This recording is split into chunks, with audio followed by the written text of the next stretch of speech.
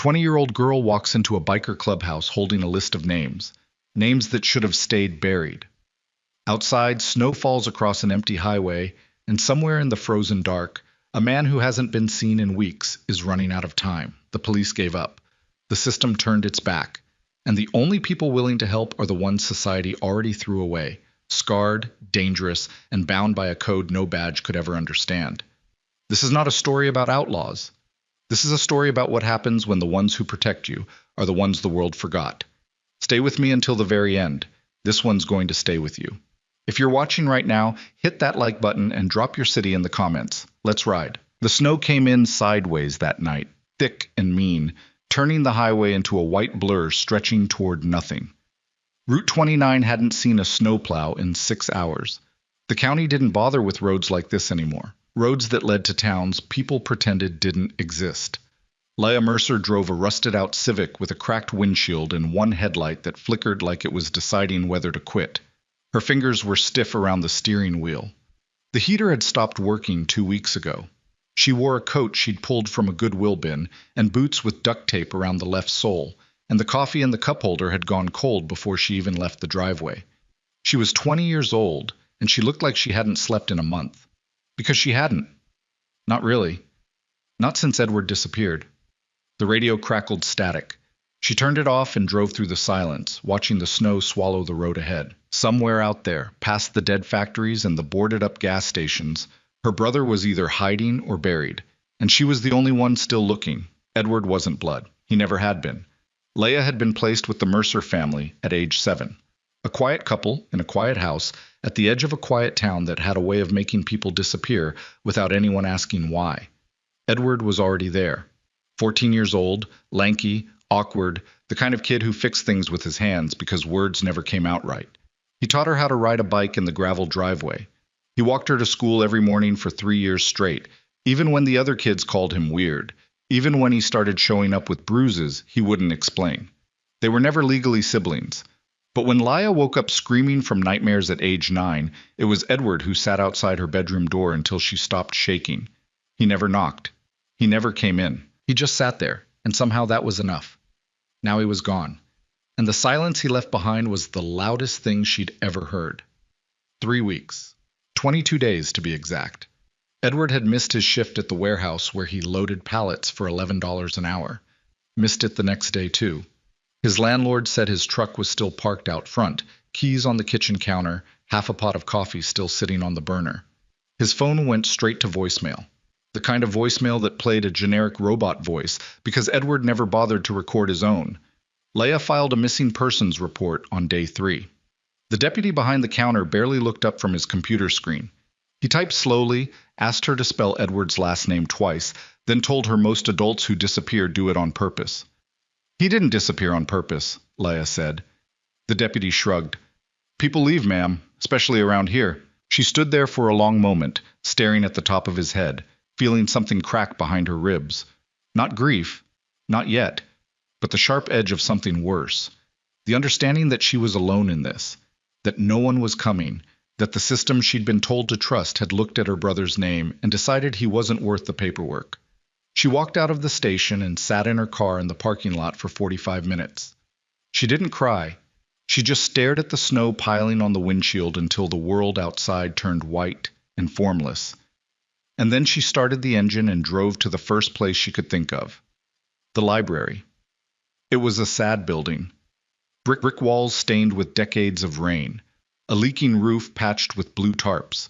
Half the lights inside were burned out, and the ones still working flickered in a way that made the aisles feel like something out of a dream you'd rather forget. The librarian, an older woman named Gail, with reading glasses on a beaded chain, looked up from her desk and nodded without smiling.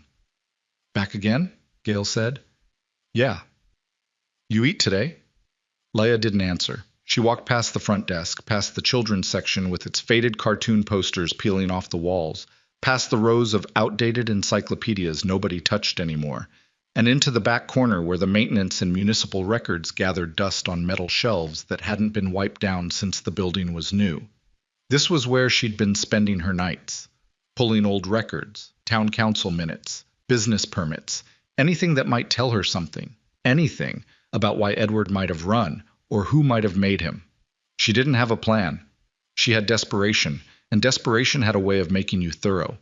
She reached for a thick maintenance manual wedged between two binders on the top shelf. It was heavy, filled with outdated diagrams of the town's water system. She'd flipped through it before and found nothing. But tonight, as she opened it under the dull fluorescent light, something shifted between the yellowed pages. A folded stack of papers, thin, handwritten, tucked deep inside the spine like someone wanted them found, but only by the right person. Leia's hands trembled as she unfolded them. Names, dozens of names, written in neat, deliberate handwriting, the kind that came from someone who wanted to be careful. Some she recognized. Gerald Briggs, the old man who ran the hardware store on Maple. Connie Faust, who taught third grade at the elementary school before she retired early and stopped leaving her house. Danny Reeves, who owned the mechanic shop off Route 29 and once changed Leia's tire for free because she looked like she was about to cry. Others she didn't know at all. Names from neighboring towns. Names with phone numbers scratched beside them. Names with small notations in the margins. Dates, addresses, shorthand she couldn't decipher. But at the bottom of the last page, circled twice in blue ink, was a name she knew better than her own. Edward Mercer. Her breath caught. The library hummed around her, pipes groaning in the walls, wind pressing against the windows. She stared at his name until the letters blurred, then folded the papers carefully and slid them into her coat pocket. She didn't tell Gail. She didn't tell anyone. She walked out into the snow and stood beside her car, her breath making small ghosts in the frozen air, and felt the weight of the papers against her chest like a second heartbeat. She had no idea what the list meant, but she knew one thing with a certainty that settled into her bones like cold. Someone had written Edward's name on a list and hidden it in a place where only the desperate would look, and that meant someone knew what happened to him. The question was whether they were trying to help or whether they were keeping score. She drove for 40 minutes through the storm. The snow had thickened, and the world outside her windshield had turned into a tunnel of white noise and darkness.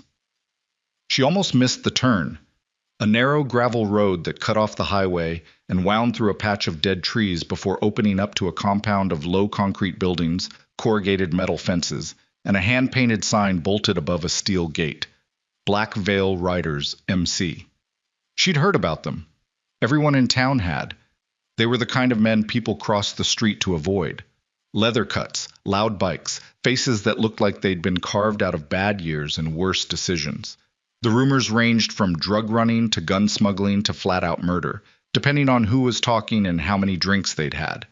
Leia had never spoken to any of them. She'd seen them sometimes, parked outside the diner on Route 29, their Harleys lined up like metal wolves sleeping in the sun. She'd seen the way people looked at them, half fear, half disgust, the kind of expression reserved for things you didn't understand and didn't want to. But 3 of the names on the list belonged to members of the Black Veil Riders. She'd recognized their road names scrawled in the margins: Wrench, Deacon, Cade. She didn't have a plan. She hadn't called ahead. She didn't even know if they'd let her through the gate. But nobody else had listened. She parked her Civic beside a row of Harleys caked with snow and road salt, killed the engine, and sat there for a full minute, listening to the wind howl against the car. Her hands were shaking. Not from cold. From the kind of fear that lives in the space between knowing you should leave and knowing you can't. She got out. The compound was louder than she expected. Music thumped from somewhere inside. Something low and heavy, all bass and no melody. A pair of pit bulls chained near the entrance lifted their heads and watched her with flat, disinterested eyes. 2 men stood near a barrel fire by the main building's entrance, smoke curling from their cigarettes, their faces half lit by the orange glow. One of them, thick-necked, shaved head, a scar running from his left ear to his jaw, looked at her and didn't blink. "You lost?" he said. "No," Leia said. Her voice came out steadier than she felt. "I'm looking for whoever's in charge." The scarred man glanced at the other one. Something passed between them. Not words, just a flicker of recognition, the way people communicate when they've been through enough together to stop needing language. "Inside," the scarred man said. He nodded toward the door. "Don't touch nothing." The clubhouse smelled like motor oil, stale beer, and cigarette smoke that had soaked into the walls so deep it had become part of the architecture. Neon beer signs cast red and blue light across a concrete floor scuffed with boot marks. A pool table sat in the corner, balls scattered mid-game. A jukebox glowed in the far wall, playing something country and sad. Leather jackets hung from hooks near the door like the shed-skins of something dangerous. 15, maybe 20 people filled the room, men and women.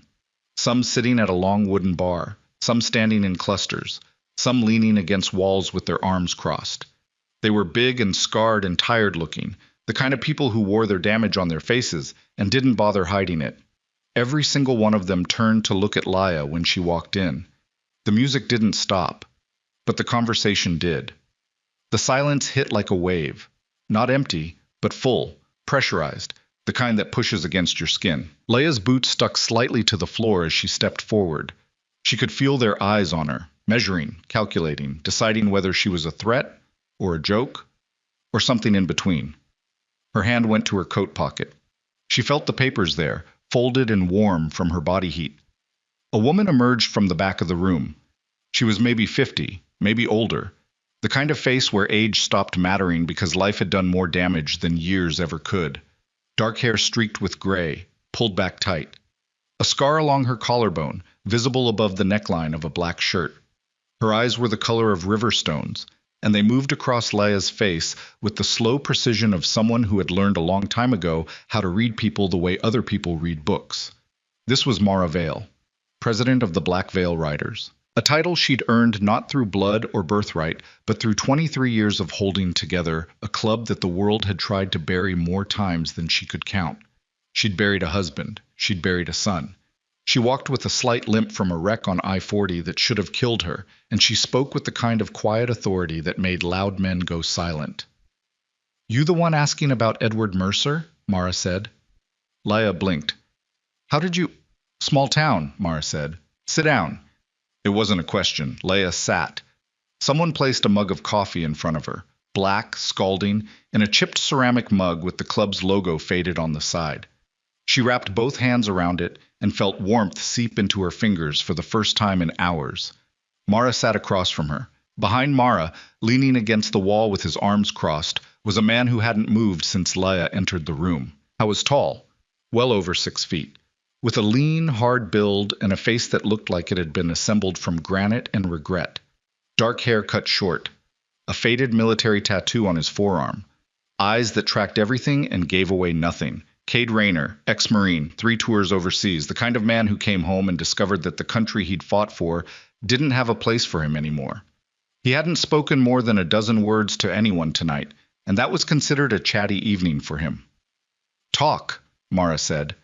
Laya pulled the papers from her coat and unfolded them on the table. The names spread across the scarred wood like a confession. "I found this in the library," Laya said, "hidden inside a manual on the back shelf. My brother's name is on it. 3 of your people are on it too." Mara didn't touch the papers. She looked at them the way a surgeon looks at an X-ray, calm, clinical, already calculating what's broken and what it'll cost to fix. The room had gone so quiet, Laya could hear the neon sign buzzing above the bar. "You're all on this list," Laya said, louder this time, loud enough for the room. "And I need to know why." A murmur rippled through the clubhouse. Someone near the pool table set down a bottle with a heavy thud. A woman with close-cropped hair and oil-stained hands pushed off the wall and took a step forward, then stopped when Mara raised a single finger. Cade unfolded his arms. He didn't speak. He just leaned forward slightly, and the weight of his attention fell on Laya like a physical thing. Mara picked up one of the pages. Her eyes moved slowly down the column of names. Laya watched her face and saw something shift beneath the surface. Not surprise, not fear, but recognition. The kind of look that said she'd been waiting for this, maybe dreading it. "Where exactly did you find this?" Mara asked. Her voice was quieter now. "Maintenance manual, back shelf, 2nd row from the top, tucked inside the spine." "Anyone else know you have it?" "No." "You sure about that?" Laya hesitated. She thought about the library, the flickering lights, the empty aisles, the way the back door had been propped open with a brick when she left, even though she was certain it had been closed when she arrived. "I don't know," she admitted. Mara set the paper down and looked at Cade. Something passed between them. Not words, not a signal, but the kind of understanding that exists between people who have survived enough together that communication has been stripped down to its barest elements. A look, a shift, a decision made in silence. You shouldn't have come here, Mara said, but she said it the way someone says be careful, not as a warning to leave, but as an acknowledgement that staying would cost something. I don't have anywhere else to go, Leia said, and the truth of it landed in the room like a stone dropped into still water. Mara studied her for a long time. Then she reached across the table and placed her hand, rough, calloused, scarred across the knuckles, over Leia's. Then you're in the right place, Mara said. Outside, the wind screamed against the walls, and somewhere in the compound a dog barked once and went silent. That was the night everything changed. Not with an explosion, not with a chase, but with a list of names spread across a biker's table and a girl who had run out of places to turn. Cade moved first. He crossed the room in 3 long strides and pulled a road map from a drawer behind the bar. The real kind, paper, creased from use, with routes marked in red pen and locations circled in black. He spread it beside the list and began cross-referencing names with addresses, his finger tracing lines between towns with the focus of a man who had spent years reading terrain maps in places where a wrong turn meant a body bag. 6 of these people are within 50 miles, he said. His voice was low and rough, like gravel under tires. The first full sentence Leia had heard him speak. And the others? Mara asked. Scattered. Some of these towns don't even have working post offices anymore. Mara turned to Leia. Your brother. When's the last time you actually talked to him? Not texted. Talked. Leia swallowed. 5 weeks ago. He called me from a payphone, said he needed to tell me something but not over the phone. We were supposed to meet at the diner on Route 29 that Friday. She paused. He never showed. A payphone, Cade repeated. He said it like a diagnosis. He was scared, Leia said. I could hear it in his voice. Edward doesn't scare easy. When we were kids, he once walked into a barn full of copperheads to pull out a stray dog. He didn't even flinch. Her voice cracked. But on that call, he sounded like a different person. The clubhouse felt smaller now, like the walls had drawn in. Someone had turned off the jukebox. The only sounds were the wind outside, the occasional clink of a bottle, and the low hum of the neon signs bleeding color across the room. A man at the bar, heavy, bearded, wearing a leather cut with the name Wrench stitched across the chest, cleared his throat. I know that name. Mercer. He was loading at the Colton Road warehouse, right? Off the books shifts? Leia nodded. He needed the money. Wrench exchanged a look with Mara. I did some side work there last spring. Brake jobs, fluid changes on the fleet trucks.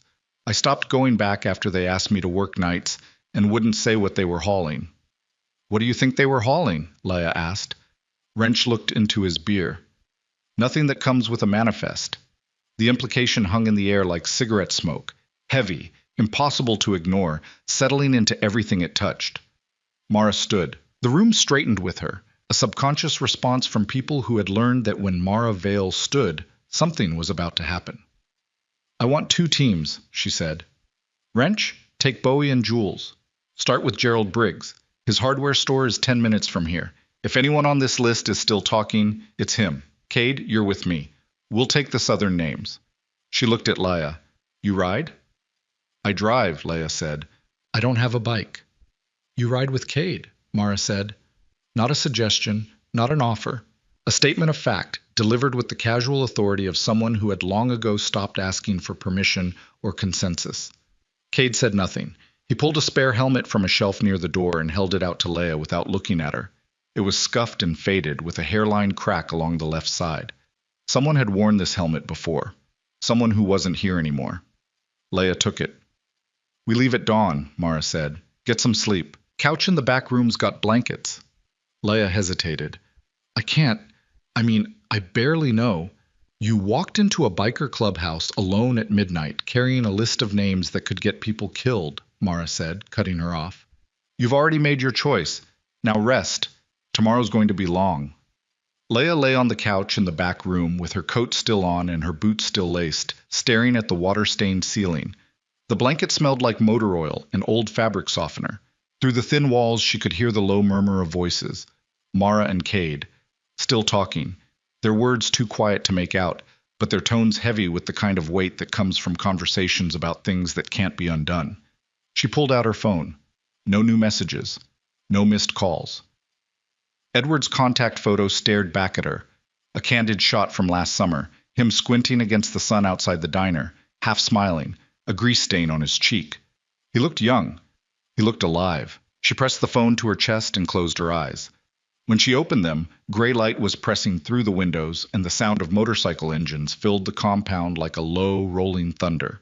She sat up, heart hammering, disoriented, her breath visible in the cold air.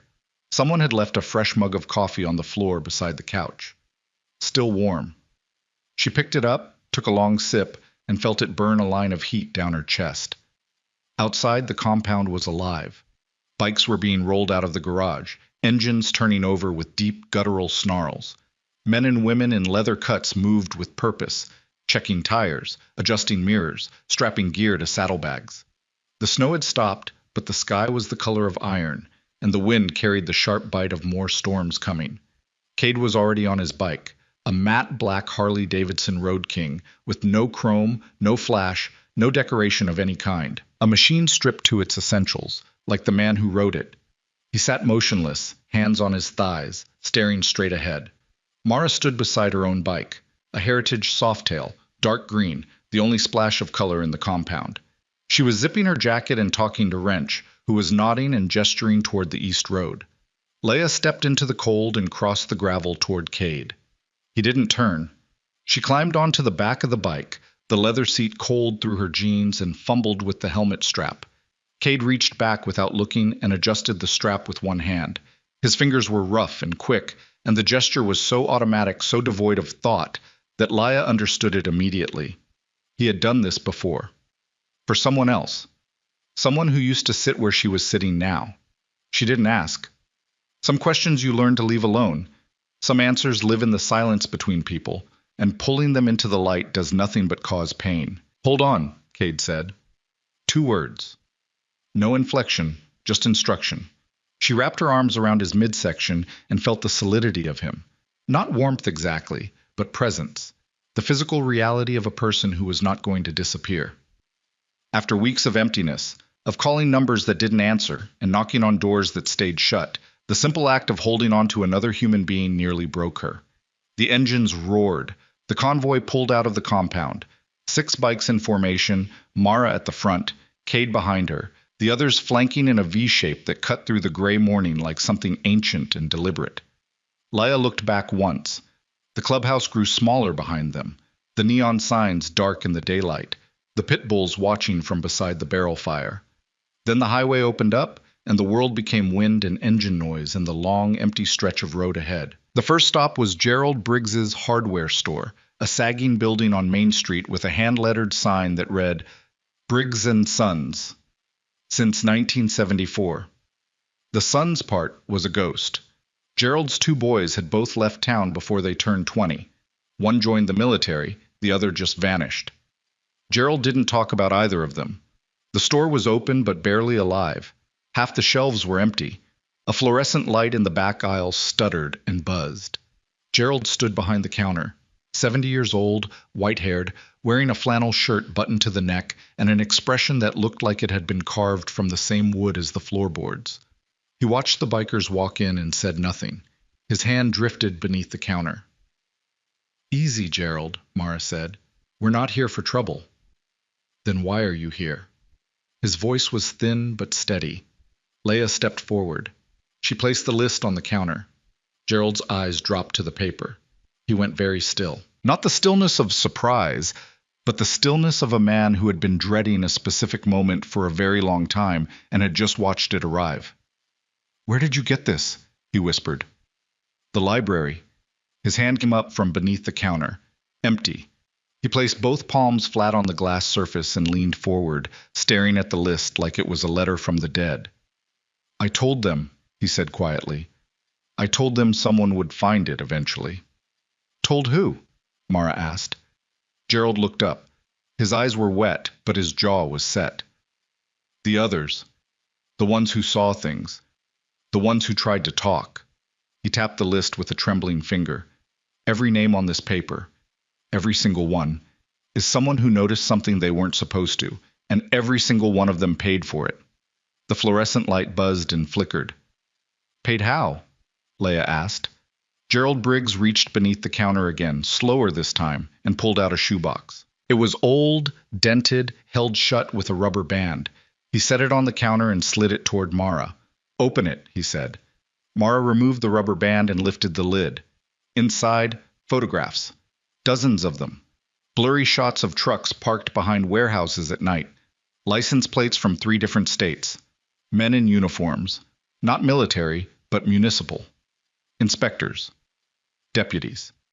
People who were supposed to enforce the law, captured on film doing something that clearly wasn't law enforcement.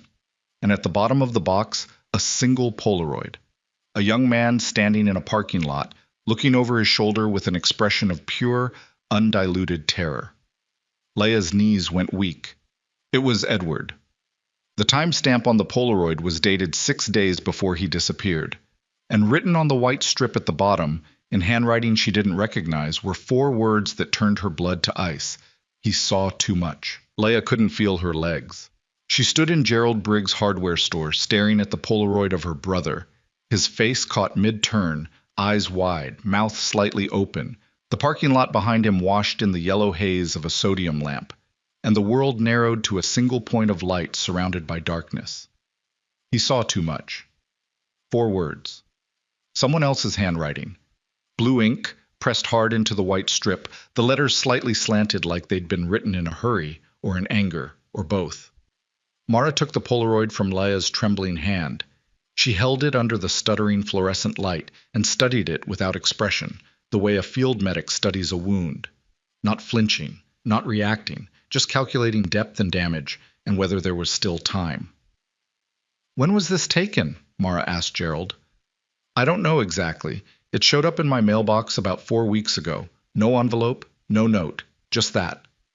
Gerald's voice had dropped to something barely above a whisper. "I thought it was a warning. Keep your mouth shut or you're next." "Next after what?" Cade said from the doorway. He hadn't come inside. He stood with his back against the frame, arms crossed, watching the street through the glass door like a man who expected trouble to arrive in a vehicle. Gerald looked at him. "You know damn well after what." The silence that followed was heavy enough to bruise. Mara set the Polaroid down on the counter and spread the rest of the photographs beside it. Trucks, license plates. Men in uniforms loading boxes into vans behind a warehouse Leia recognized. The long corrugated building on Colton Road where Edward had worked those off-the-books shifts. "Gerald," Mara said, "how long have you been sitting on this?" 8 months. 8 months. Mara repeated it flatly. Not a question, an indictment. Gerald's jaw tightened. "What was I supposed to do? Call the sheriff? Half those pictures have his deputies in them. Call the state police? They routed me to a voicemail that nobody checks. I wrote letters, 3 of them. Never got a response." He slammed his palm on the counter, and the photographs jumped. "I'm 70 years old. I got no sons, no wife, and a store that's bleeding money. Who the hell was going to listen to me?" "We would have," Mara said. "You." Gerald let out a sound that wasn't quite a laugh. "Last time I talked to one of your people, it was Deacon, and he told me to mind my own business." The name landed in the room like a dropped blade. Leia saw Mara's eyes change, just for a second, just a flicker, but it was there. Something raw and unguarded, gone before it could be named. "Deacon said that?" Mara's voice had gone very quiet. 6 months ago. I showed him one of those pictures, and he looked me in the eye and said, 'Some things are better left buried.' Then he walked out." Gerald pointed a bony finger at Mara. "Your man, your club. So don't stand in my store and tell me you would have listened." Mara didn't respond. She gathered the photographs into a neat stack, placed them back in the shoebox, and tucked the box under her arm. Her face had closed like a door. Whatever she was feeling, it was locked away now, stored in whatever vault she kept the things that could hurt her. "We're listening now," she said. "That's going to have to be enough." She walked out. Cade stepped aside to let her pass, and Leia saw him glance at Mara's face as she moved through the doorway. He didn't ask. He didn't need to. Whatever the name Deacon meant to this club, it was a wound that hadn't healed. Leia grabbed the Polaroid of Edward before following them out. She slipped it into her coat pocket beside the list, and the weight of both pressed against her ribs, like evidence at a trial she hadn't been invited to. The ride back to the compound was 20 minutes of frozen silence and engine noise. Leia pressed her face against Cade's back to shield herself from the wind, and she could feel the tension in his body, the rigid set of his spine, the way his shoulders stayed locked even on the straightaways. Whatever Gerald had said about Deacon had changed something. The air between Mara and Cade, which had hummed with wordless coordination that morning, now felt brittle. By the time they pulled into the compound, the sky had darkened to a bruised purple, and the temperature had dropped another 10 degrees. Wrench and his team were already back, their bikes parked in a crooked line by the garage. Wrench sat on an overturned milk crate, smoking, his face unreadable. "Anything?" Mara said as she swung off her bike. Wrench exhaled smoke through his nose. "Connie Faust won't open her door. Literally. We stood on her porch for 20 minutes. She talked through the chain lock. Said she doesn't know anything, doesn't want to know anything, and if we come back she's calling the cops." He flicked ash into the gravel. "She was shaking, Mara.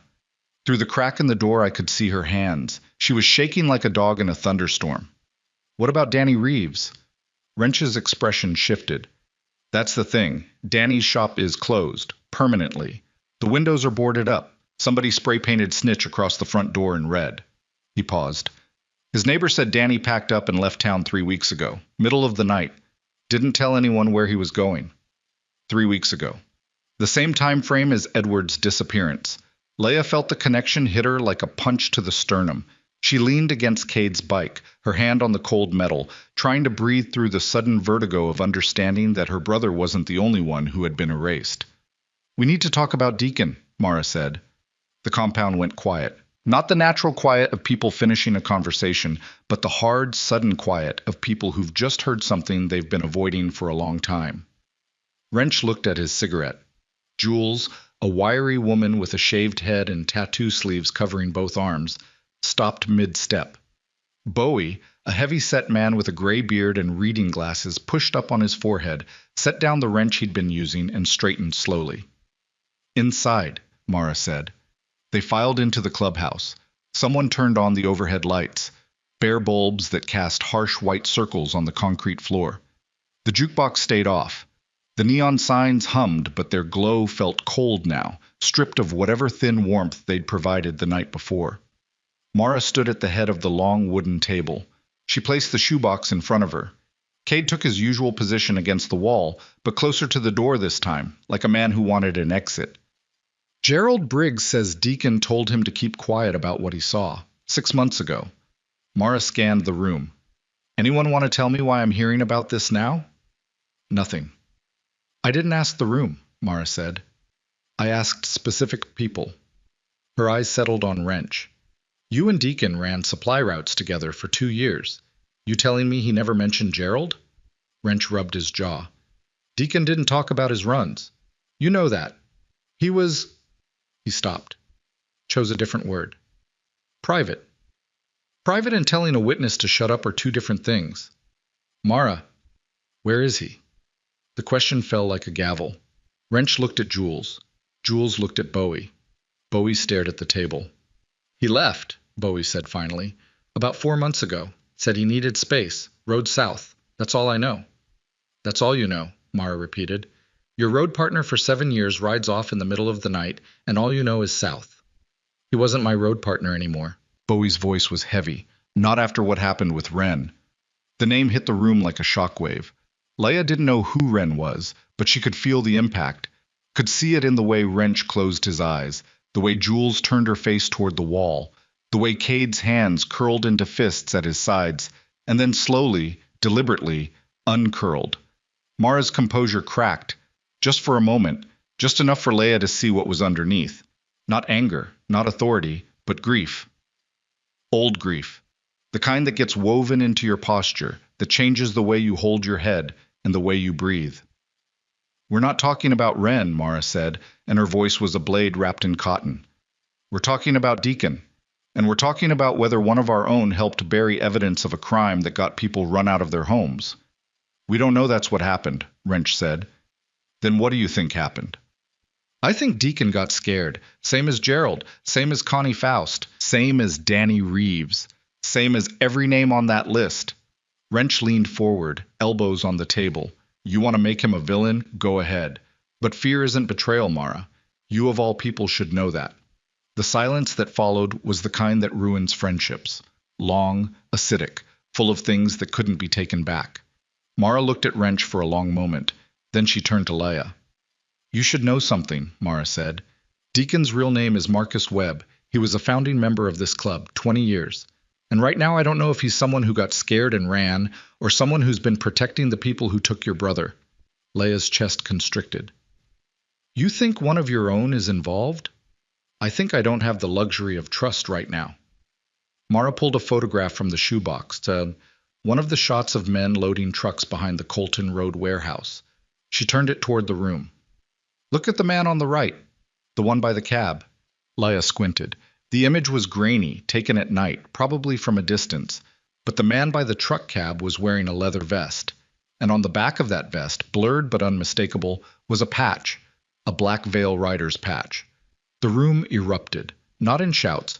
These weren't people who shouted, but in the low volcanic rumble of voices talking over each other, of chairs scraping concrete, of hands hitting the table. Jules cursed under her breath. Bowie stood up so fast his chair fell over behind him. Wrench stared at the photograph like it had personally betrayed him. That could be anyone, Wrench said. That could be a stolen cut. You know people fake patches. I know what I see, Mara said. You see what you want to see. Careful. Mara's voice dropped to a register Leia hadn't heard before, low, vibrating with something close to danger. You don't get to tell me what I see in my own house. Cade moved. It was subtle. He didn't step forward, didn't uncross his arms, didn't change his expression, but he shifted his weight from the wall to his feet, and that shift carried enough implicit force to quiet the room. Everyone knew what Cade had been before the club. Everyone knew what those hands had done in places with no names. The reminder didn't need to be spoken. We find Deacon, Cade said. We ask him. And if he doesn't want to be found, Wrench asked, then that tells us something too. Leia sat at the table long after the meeting broke apart, staring at the photographs spread across the wood. The clubhouse emptied slowly around her, bikers drifting to their rooms, to the garage, to the barrel fire outside where conversations happened in smoke and half sentences. She could hear Wrench arguing with Jules in the hallway, their voices low and sharp, the words indistinct, but the anger clear. She picked up the photograph with the Black Veil Rider's patch. She held it close, studying the figure by the truck. The build was medium. The face was turned away. The patch was the only identifier. And patches could be stolen, could be faked, could be planted, but they could also be worn by someone who belonged. You're thinking too hard. Leia looked up. Cade stood across the table, holding 2 mugs of coffee. He set one in front of her and kept the other. His face was as closed as ever, but there was something in his eyes that she hadn't seen before. Not warmth exactly, but proximity. The look of someone who had decided, against their better judgment, to stand close enough to get hurt. How do you know I'm thinking too hard? Because you've been staring at that picture for 40 minutes, and your coffee's been empty for 30. She almost smiled. Almost. Cade, who's Ren? He went still. The mug in his hand stopped halfway to his mouth. He set it down slowly, carefully. The way you set down something you're afraid of breaking. Ren was Mara's son. Leia's breath caught. He rode with us for 3 years, smart kid, too smart for this life, but he loved it anyway. Loved the road, loved the club, loved being part of something. Cade paused. His jaw worked silently, grinding through a pain that had no words. He died 2 years ago, wreck on the river bridge outside Dalton. His bike hit a patch of black ice at 60 miles an hour. I'm sorry. Deacon was riding behind him, saw the whole thing, couldn't do anything. Cade picked up his mug again. After that, Deacon changed, got quiet, got distant. Started taking runs alone, coming back late, not talking to anyone for days. Mara tried to reach him. We all did. But whatever he saw on that bridge, it broke something in him that couldn't be fixed with conversation. Leia absorbed this. The grief in this club wasn't abstract. It was structural, load-bearing, woven into the foundation. Every interaction she'd witnessed, every loaded silence, every look exchanged across the room, it all made sense now. These people were held together not by loyalty alone, but by shared loss. And shared loss, she was learning, could be a bond or a fracture depending on how you carried it. You think Deacon's involved in what happened to Edward? She asked. Cade looked at her. I think Deacon's a man who watched someone he loved die and decided the world owed him permission to stop caring. And people who stop caring are dangerous, not because they're evil, because they're empty. He picked up his mug, drained it, and walked out without another word. His boots echoed on the concrete floor, steady and even, the footsteps of a man who had learned to walk away from things he couldn't carry. Not because he was weak, but because he'd already been crushed by the weight of trying. Leia sat alone in the clubhouse. The neon signs buzzed, the wind pressed against the windows. Somewhere outside, an engine turned over and idled, the low rumble vibrating through the walls like a heartbeat. She looked at the photographs again. Trucks, warehouses, men in uniforms, a biker patch in the dark, and somewhere beneath all of it, Edward, caught in a web he'd stumbled into by accident, woven by people who'd been operating in this town long before she was born. She thought about what Gerald had said. 8 months of evidence, 3 unanswered letters, a man too old and too tired to fight alone. She thought about Connie Faust shaking behind her chain lock. She thought about Danny Reeves' spray-painted door. Snitch. The word itself was a weapon, designed to isolate, to silence, to turn survival into shame. These weren't random acts. This was a system, a machine built to grind down anyone who looked too close, anyone who asked the wrong question, anyone who stood in the wrong parking lot at the wrong time and saw something that was never meant to be seen. Edward had been one of them, and now Leia was becoming another. The next morning arrived with freezing rain and bad news. Wrench found it first, a note pinned to the gate of the compound with a hunting knife. No envelope, no signature. Just a single sheet of paper with words cut from a newspaper and glued in crooked lines, the way threats are made in movies. Except this wasn't a movie, and the knife was real and driven deep enough into the wood that Wrench needed both hands to pull it out. Stop asking questions.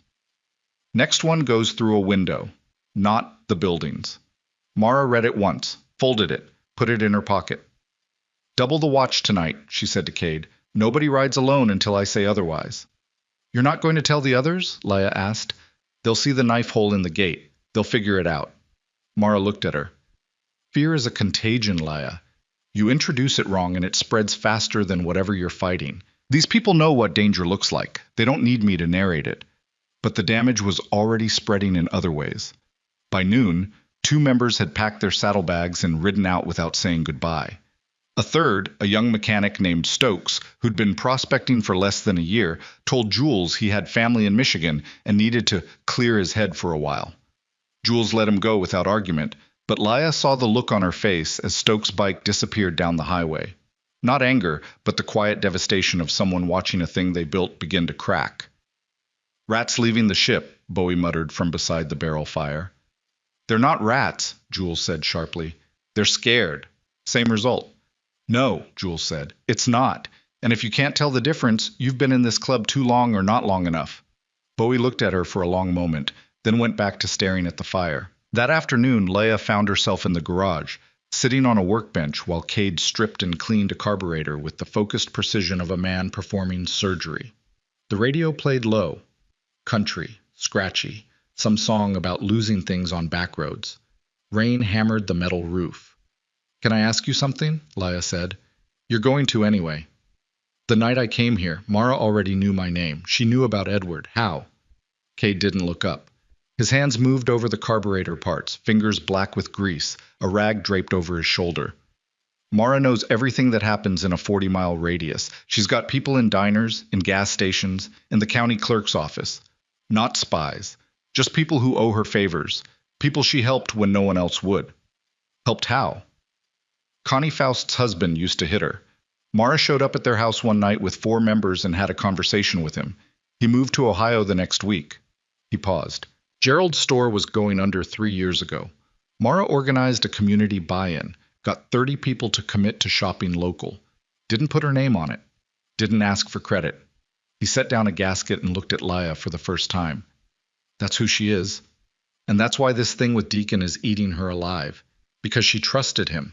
and trust in this world is the most expensive thing you can give. Do you trust her? Cade held her gaze. I'd die for her. That's not the same thing, but it's close enough. The rain intensified. Somewhere in the compound, a shutter banged against a wall. Cade went back to his work, and Leia sat in the sound of rain and radio static, turning his words over in her mind like stones pulled from a riverbed. Smooth, cold, heavy with meaning she wasn't sure she fully understood. At 9 o'clock that night, a sound cut through the compound that made every person stop breathing. Not the rumble of a Harley, not the crack of a gunshot, the crunch of tires on gravel, slow, deliberate. A vehicle approaching with its headlights off. Cade was on his feet before the sound registered in Leia's conscious mind. He moved through the clubhouse like something released from a cage, controlled, silent, every step calibrated. He pulled a shotgun from behind the bar and racked it with one smooth motion. The sound echoed through the room like a sentence. Mara appeared from the back hallway, already jacketed, already alert. She didn't speak. She pointed 2 fingers at Wrench and then at the side door. Wrench moved. She pointed at Jules and gestured toward the roof access. Jules moved. 20 years of drills, of late-night alarms, of never knowing which set of headlights carried friendly faces and which carried the end of everything. It had turned them into a machine that operated on instinct and trust. Leia stood in the center of the room, frozen, her heart slamming against her ribs. Stay here, Cade said from the doorway. He didn't look back. She stayed.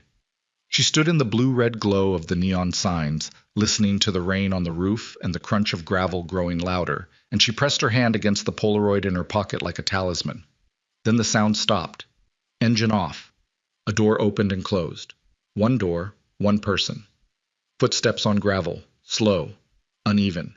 The gait of someone who was either injured or exhausted or both. Mara's voice carried through the rain from the compound entrance, sharp enough to cut glass. Stop right there. Hands where I can see them. A pause. Then a voice Leia didn't recognize. Male, rough, stripped raw, the kind of voice that comes from days of not sleeping and not eating and not stopping. It's me, Mara. Another pause. Longer this time. Long enough for the rain to fill it. Deacon? Mara said. And for the first time since Leia had known her, Mara Vale sounded uncertain. Leia moved to the window. Through the rain-streaked glass, lit by the faint glow of the barrel fire, she saw him. A man in a soaked leather vest, standing in the middle of the compound with his hands raised, rain running down his face. He was thin, thinner than the vest was built for, and his posture had the broken geometry of someone who had been running for a long time and had finally stopped because there was nowhere left to go. Cade stepped out of the shadows with the shotgun leveled. Give me one reason, Cade said. I know where Edward Mercer is, Deacon said. The rain fell harder. Nobody moved. And I know who put him there. Leia's hand found the door handle. She pushed it open and stepped into the rain, cold water hitting her face like a slap. And she walked toward the man who might be a traitor or a witness or both. And she didn't care which one because he had just said the only words in the world that mattered. Mara raised her hand. Cade didn't lower the shotgun. Inside, Mara said to Deacon. Now. They brought him into the clubhouse like a prisoner, not in handcuffs, but in the cold geometry of bodies positioned to block every exit. Wrench stood by the side door. Jules came down from the roof and took the back hallway. Bowie sat at the bar with a tire iron resting across his knees, his reading glasses pushed up on his forehead, his face set in the expression of a man who had already decided how this was going to end and was just waiting for permission. Deacon sat at the table. Someone put coffee in front of him. He didn't touch it. His hands lay flat on the wood, palms down, fingers spread. A gesture of surrender, or of showing he had nothing to hide, or maybe both. His face was gaunt. His eyes were sunk deep into their sockets, ringed with the purple-black of chronic sleeplessness. A cut above his left eyebrow had scabbed over and then split open again, and a thin line of dried blood traced down his temple like a crack in porcelain. Mara sat across from him. Cade stood behind her with the shotgun broken open over his arm, unloaded now, but present, a reminder of what was possible. You've been gone 4 months, Mara said. I know. Gerald Briggs says you told him to keep his mouth shut. Deacon closed his eyes. I know. There's a photograph of someone wearing our patch loading trucks at the Colton Road warehouse. Deacon opened his eyes. He looked at Mara, and Leia saw something pass between them. Not the silent coordination she'd seen between Mara and Cade, but something older, something tangled with history and hurt, and the specific kind of betrayal that only comes from people who once meant everything to each other. "That was me," Deacon said. The clubhouse went dead. Not quiet. Dead. The kind of silence that exists after an explosion, when the air itself has been shocked into stillness. Wrench took a step forward. Bowie's hand tightened on the tire iron. "Explain," Mara said, one word, flat as a blade. 8 months ago, a man named Harlan Goss approached me outside the diner on Route 29. Said he knew about Wren.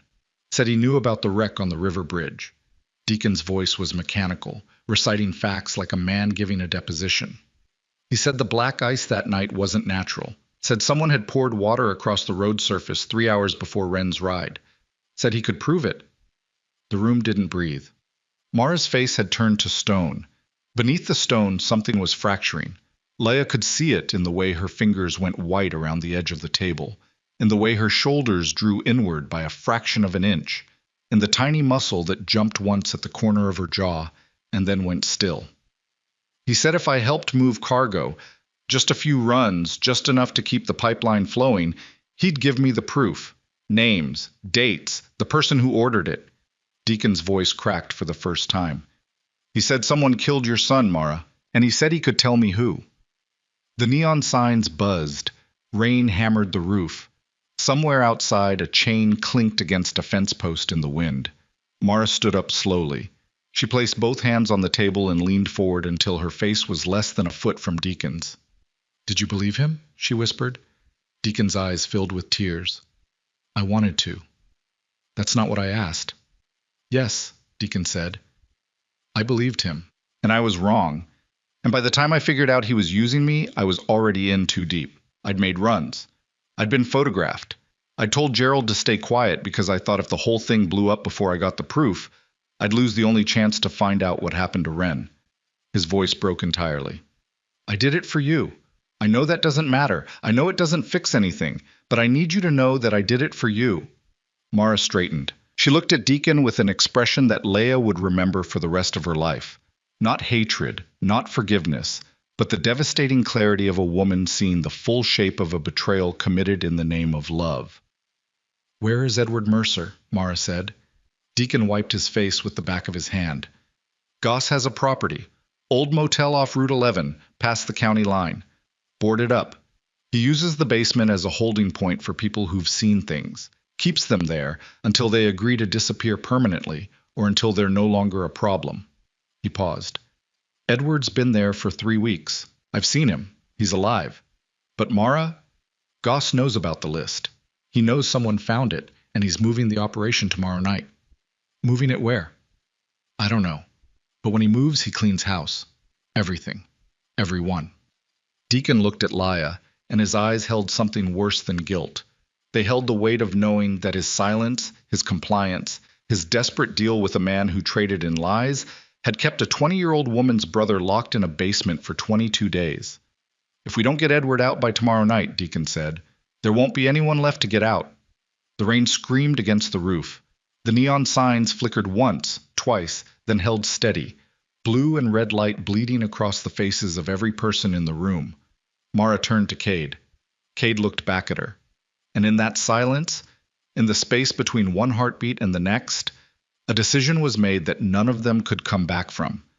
"Get the bikes ready," Mara said. "All of them. We ride at dawn." Nobody argued. Nobody hesitated. One by one, they stood and moved toward the door. Wrench, Jules, Bowie, the remaining members who hadn't fled, filing out into the rain with the grim, automatic efficiency of people who had been waiting for this moment without knowing it. People who understood that some roads only go in one direction.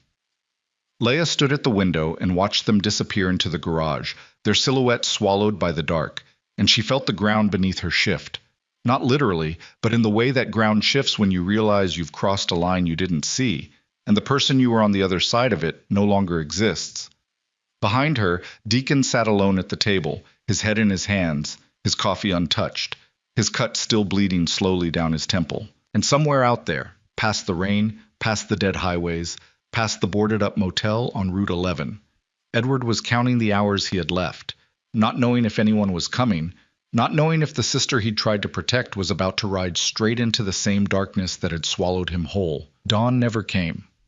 Not really.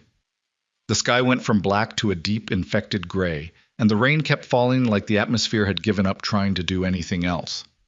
4:30 in the morning, and the compound was already alive. Not with noise, but with the controlled, deliberate movement of people preparing for something they might not come back from. Laya hadn't slept. She'd sat on the couch in the back room with her knees pulled to her chest, listening to the rain and the low murmur of voices through the walls, watching the hours crawl past on her cracked phone screen. At some point, she'd pulled up Edward's contact photo again and stared at it until his face stopped looking like a person and started looking like a question she might never get to answer. Now she stood in the garage doorway watching Cade check his bike for the third time. His hands moved over the machine with the mechanical precision of a man who had learned long ago that preparation was the only thing standing between you and a body bag. He checked the chain tension, he checked the tire pressure, he checked the saddlebags, which now held things Leia didn't want to think about. Heavy things, angular things, things that clinked against each other when the bag shifted. "You don't have to come," Cade said without looking up. "Yes, I do." "No, you want to. That's different." "He's my brother." Cade straightened. He wiped his hands on a rag and looked at her, and in the gray light his face was all plains and shadows, like something carved from the same stone as the mountains north of town. "If something goes wrong out there, wanting it won't keep you alive. Training will. Experience will. And you don't have either." He wasn't cruel about it. He said it the way a doctor says the test results are bad, factual, necessary, devoid of comfort, because comfort would be a lie. "I'm going," Leia said. Cade held her gaze for 3 seconds. Then he reached into the saddlebag and pulled out a leather jacket, black, scarred, too big for her, smelling of road dust and old sweat. He held it out. "Wear this. It's lined. If the bike goes down, it's the difference between road rash and losing skin." She put it on. The sleeves hung past her wrists. The weight of it settled on her shoulders like armor, like a promise, like the physical manifestation of a world she was choosing to enter, knowing full well it might swallow her whole. In the main room, Mara was standing over the long table with a county road map spread under the bare bulbs.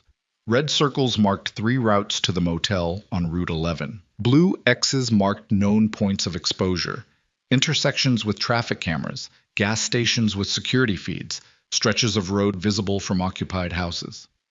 Deacon sat at the far end of the table, drawing the motel's layout from memory on the back of a napkin. His hand was steady now. Whatever storm had been tearing through him the night before had settled into something flat and functional, the numb efficiency of a man who had accepted that the only way forward was through. 2 entrances, Deacon said, his pen moving in short, precise strokes. Front door, boarded up, but the boards are loose. They use it for foot access. Back door leads to a kitchen that connects to a hallway. Basement access is through a door at the end of that hallway, padlocked from outside. He tapped the napkin. Goss keeps 2 men on rotation, sometimes 3. They carry pistols, maybe a shotgun. They're not military. They're muscle to local guys, the kind who take cash and don't ask questions. And Goss himself? Mara asked. He won't be there. Goss doesn't get his hands dirty. He operates from a distance. Phone calls, intermediaries, layers between him and anything that can be tied back. Deacon paused. But he has a man. Name's Tull. Big guy. Ex-corrections. Face like a cinder block. Tull's the one who runs the site. If he's there, things get complicated. Define complicated, Cade said from the doorway. Tull doesn't negotiate. He doesn't threaten. He acts. Fast.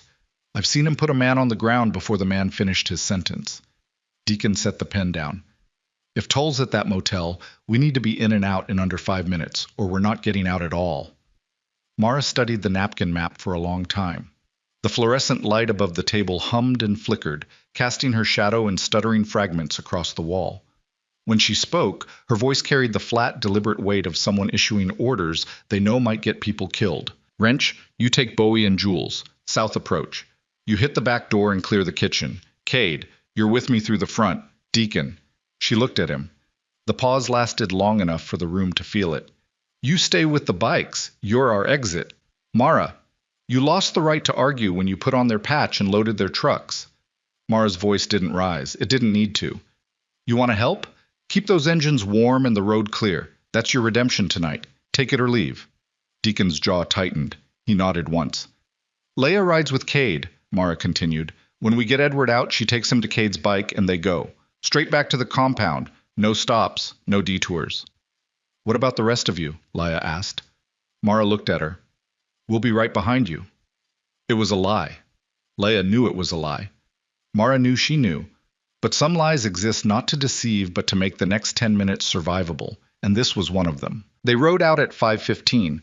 6 bikes in tight formation, headlights cutting through the rain like surgical instruments, the roar of the engine swallowed by the storm. The highway was empty. Nothing but wet asphalt and darkness, and the occasional flash of a passing road sign reflected in the rain. Leia pressed herself against Cade's back and felt the vibration of the Harley move through her body like a second pulse. Her hands gripped his jacket so tight her fingers ached. The ride took 40 minutes.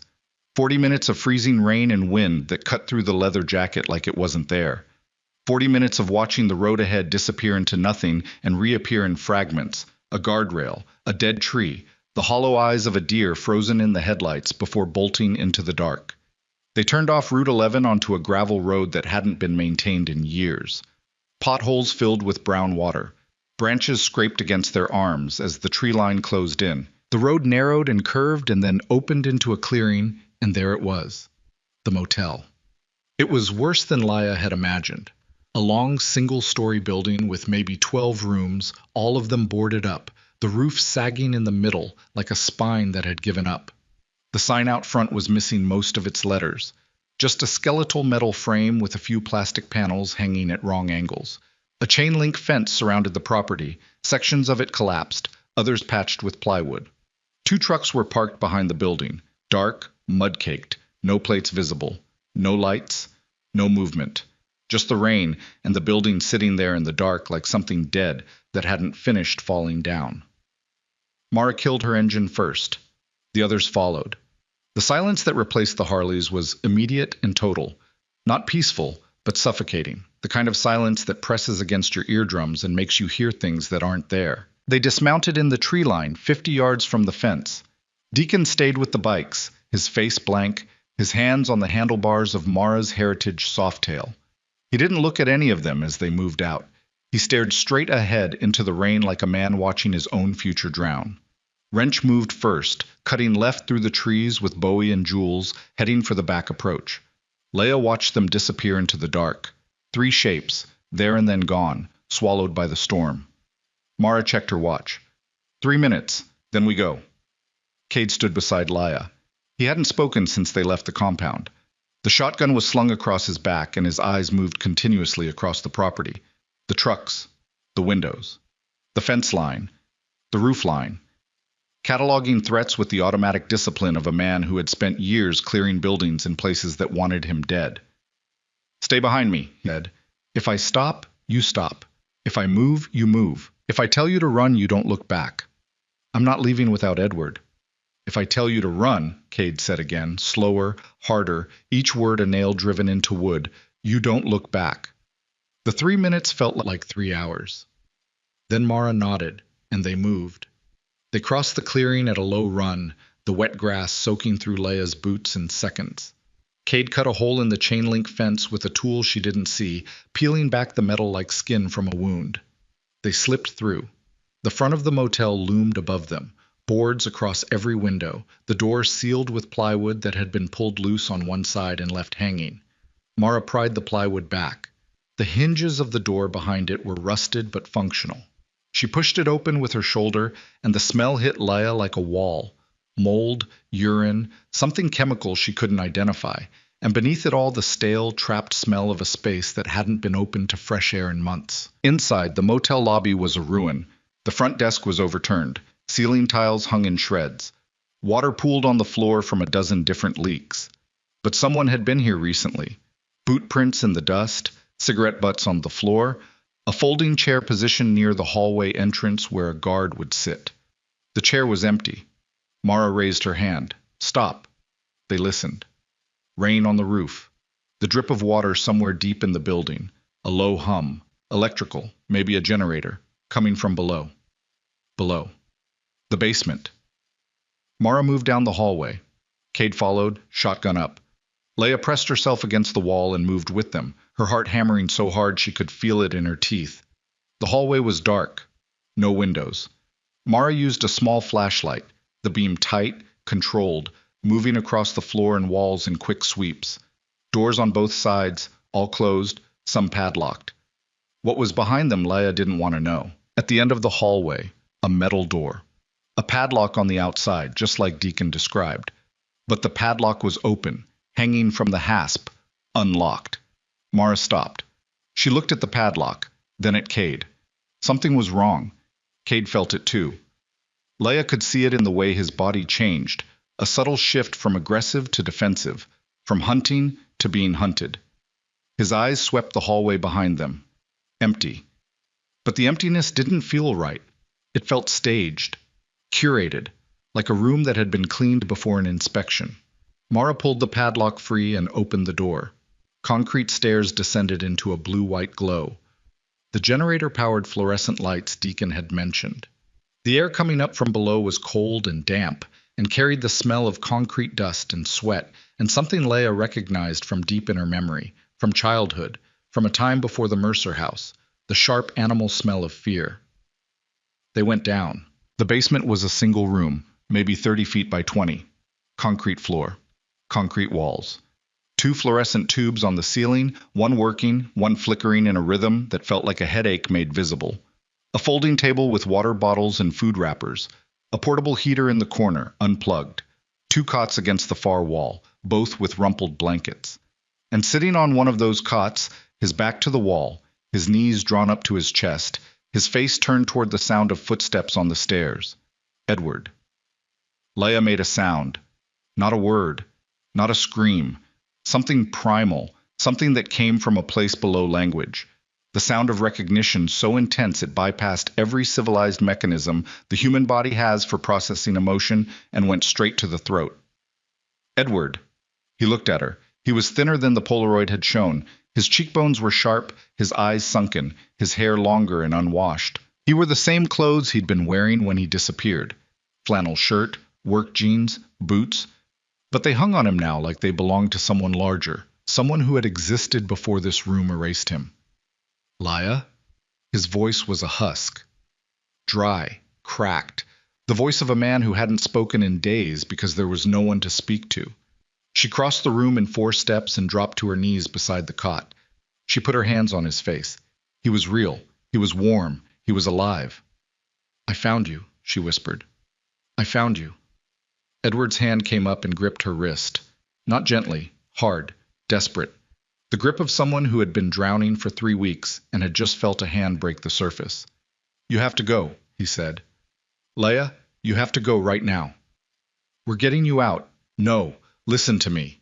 His eyes were wild, darting between Leia and Mara and Cade and the staircase. "This is wrong. They left this morning. All of them. Tull, the guards, everyone. Just packed up and drove away. They didn't say anything to me. They just left the door unlocked and went." Mara went still. "When?" Cade said. "Hours ago. Maybe 3, maybe 4. Edward's voice was rising, the panic surfacing through the exhaustion. "They've never done that before. Someone's been here every second since they brought me. And then today? Nothing. They just left. Why would they just leave?" The flickering fluorescent buzzed overhead. Water dripped somewhere in the walls. And in the silence that followed Edward's question, Leia watched Mara's face transform, the calm command draining away, replaced by something she had never seen on the older woman's face. Fear. "It's a setup," Mara said. Cade was already moving toward the stairs. "We need to go. Now." "They knew we were coming," Mara said. Her voice was tight, controlled, but the edges were fraying. "Deacon told us the layout. Deacon told us the schedule. Deacon told us they'd be here." The words hit the room like a detonation. Leia looked at Mara. "You think Deacon? I think Deacon told Goss we were coming before he ever walked into our compound last night." Edward was on his feet now, swaying, one hand on the wall for balance. "The man who talked to me. Tull. He said something before he left this morning. He said I should thank whoever sent me a rescue party. He said it was going to make things a whole lot simpler.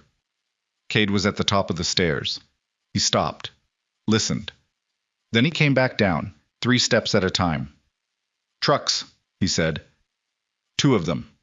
Coming up the gravel road. The fluorescent light buzzed. The heater sat dead in the corner. And the 6 people in that basement, Mara, Cade, Leia, Edward, and somewhere above them Wrench's team, stood in the cold blue light and understood with perfect, annihilating clarity that they had walked into a trap.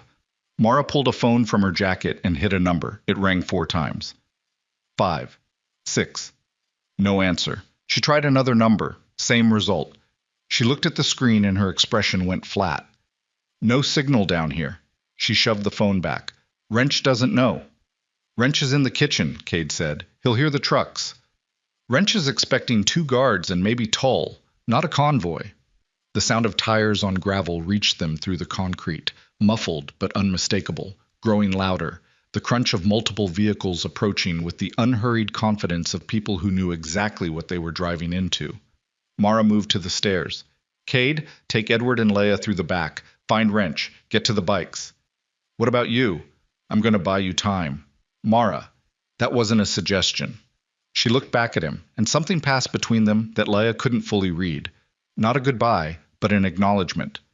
The silent recognition between 2 people who have been through enough to know that some moments don't allow for sentiment. Cade grabbed Edward's arm and pulled him toward the stairs. Edward stumbled. 3 weeks in a basement had taken his legs, and Leia ducked under his other arm, taking his weight against her shoulder. He was lighter than she remembered, lighter than a man his height should be. She could feel his ribs through the flannel shirt. They moved up the stairs and into the hallway. Behind them, Mara climbed the steps and turned toward the front of the building, the flashlight off now, moving in darkness with the confidence of someone who had long ago made peace with the possibility that any room she entered might be the last one. The hallway was still dark, still empty. Cade moved fast, one hand on Edward, the other on the shotgun, his boots barely making sound on the wet floor. They reached the back of the building and found the kitchen, a gutted room with a dead stove, a collapsed shelf, and a back door that stood open to the rain. Wrench was there, Jules, Bowie, all 3 standing in the kitchen with their faces turned toward the sound of trucks, their bodies rigid with the specific tension of people who have just realized the plan is no longer the plan. How many? Wrench said. At least 2 vehicles, Cade said. Could be more. Deacon played us. Wrench's face didn't change, but his hand went to his belt and came back holding a crowbar, and the way he held it, low, loose, the grip of someone who had used one before and not for pulling nails, told Leia everything she needed to know about what was coming. Mara's at the front, Cade said. She's buying time. Buying time with what? Jules said. Nobody answered. From the front of the building came the sound of truck doors opening, multiple doors, multiple boots on gravel. Voices, low, professional, the clipped communication of people executing a plan. And then Mara's voice, cutting through the rain like a razor. You're on private property. A pause. Then a man's voice, deep, unhurried, amused in a way that made Leia's skin crawl. Private property. That's cute. You know whose property this is, sweetheart? Don't call me sweetheart. You've got about 30 seconds to tell me how many of your people are inside that building before this gets real ugly, real fast. Mara's response was silence. And in that silence, Cade made a decision. He handed the shotgun to Wrench, pulled Edward fully onto Leia's shoulder, and moved toward the door. Take them to the bikes, Cade told Wrench. The tree line. Go. Where are you going? To get Mara. Cade. Go. He was out the back door and into the rain before Wrench could respond. Leia watched him disappear around the corner of the building, a shadow moving against shadows, silent, purposeful, returning to the one thing in his life he had decided was worth dying for. Wrench didn't hesitate. He grabbed Edward's other arm and they moved, out the back door, across the muddy ground behind the motel, toward the tree line. Jules took point, moving fast and low. Bowie covered the rear, his tire iron in one hand and the shotgun Cade had left in the other. Leia ran. Edward ran beside her, or tried to. His legs buckled every few steps and she pulled him upright by sheer force of will, her boots slipping in the mud, rain hammering her face, the borrowed leather jacket heavy and soaked and dragging at her shoulders. Behind them, from the front of the motel, voices escalated. Then a sharp sound. Not a gunshot, but something heavy striking something solid. A grunt. A shout. More voices overlapping. Leia didn't look back. She ran. They reached the tree line. The bikes were there. 6 machines parked in a row, engines cold, rain beating on the chrome and leather. And standing beside them, his hands on the handlebars of Mara's Heritage Softail, was Deacon. He saw them coming. His face cycled through something complicated and fast. Surprise, relief, guilt, calculation, and settled on a blank mask that fooled nobody. Wrench dropped Edward's arm and crossed the distance to Deacon in 3 strides. He didn't shout. He didn't threaten. He swung the crowbar in a flat arc that caught Deacon across the shoulder and dropped him to his knees in the mud. "You sold us out," Wrench said. His voice was low and shaking, not with anger, but with the specific devastation of discovering that someone you rode with, someone you bled with, someone who held your jacket at your mother's funeral, had been the knife in your back the entire time. Deacon stayed on his knees. He didn't fight. He didn't deny it. He looked up at Wrench with rain running down his face and blood starting to seep through his jacket where the crowbar had hit, and he said, "They have my daughter." The words landed in the rain like stones dropped into deep water. Wrench froze. The crowbar stopped mid-swing on its second arc. Jules took a step back. Even Bowie, who had been circling behind Deacon with the shotgun, went still. "What?" Wrench said. "Goss took her 6 months ago. Kayla, she's 11. Deacon's voice broke completely. Not the controlled crack from the night before at the clubhouse, but a total collapse. The sound of a man whose last wall had finally come down. She was staying with her mother in Dalton. Goss's people picked her up on her way to school. They sent me a photo, just one. Her sitting in a room, concrete walls, a cot." He was sobbing now, the words coming between gasps. "They said if I cooperated, she'd be fine. They said if I talked, they'd send her back in pieces. What was I supposed to do? What was I supposed to do?" Leia felt the ground shift beneath her for the second time in 12 hours. Everything she thought she understood about Deacon, the betrayal, the corruption, the cold calculation of a man who had chosen the wrong side, dissolved and reformed into something far worse. Not a villain, a father. A man who had been given an impossible choice and had chosen the only option that kept his child alive, even if it destroyed everything else. Wrench lowered the crowbar. His hand was shaking. "Where is she now?" Jules said. "I don't know. They move her. Different locations. I get a photo once a week to prove she's alive." Deacon reached into his vest with his good hand and pulled out a creased, water-stained Polaroid. He held it up. A girl. Dark hair. Sitting on a cot in a concrete room. Not crying, not smiling, just sitting there with the flat, hollowed-out expression of a child who has stopped expecting rescue. The photo shook in his hand. "I didn't sell you out," Deacon said. "I warned them you were coming because they told me to, but I also told you the truth. Edward was here. I told you the real layout. I gave you enough to get him out before the trucks arrived." He wiped his face. "It wasn't enough. I know, but it's all I had." From the motel, the sounds had changed. The shouting had stopped. Engines were revving. Headlights swept across the tree line, and Leia ducked instinctively, pulling Edward down with her behind Cade's bike.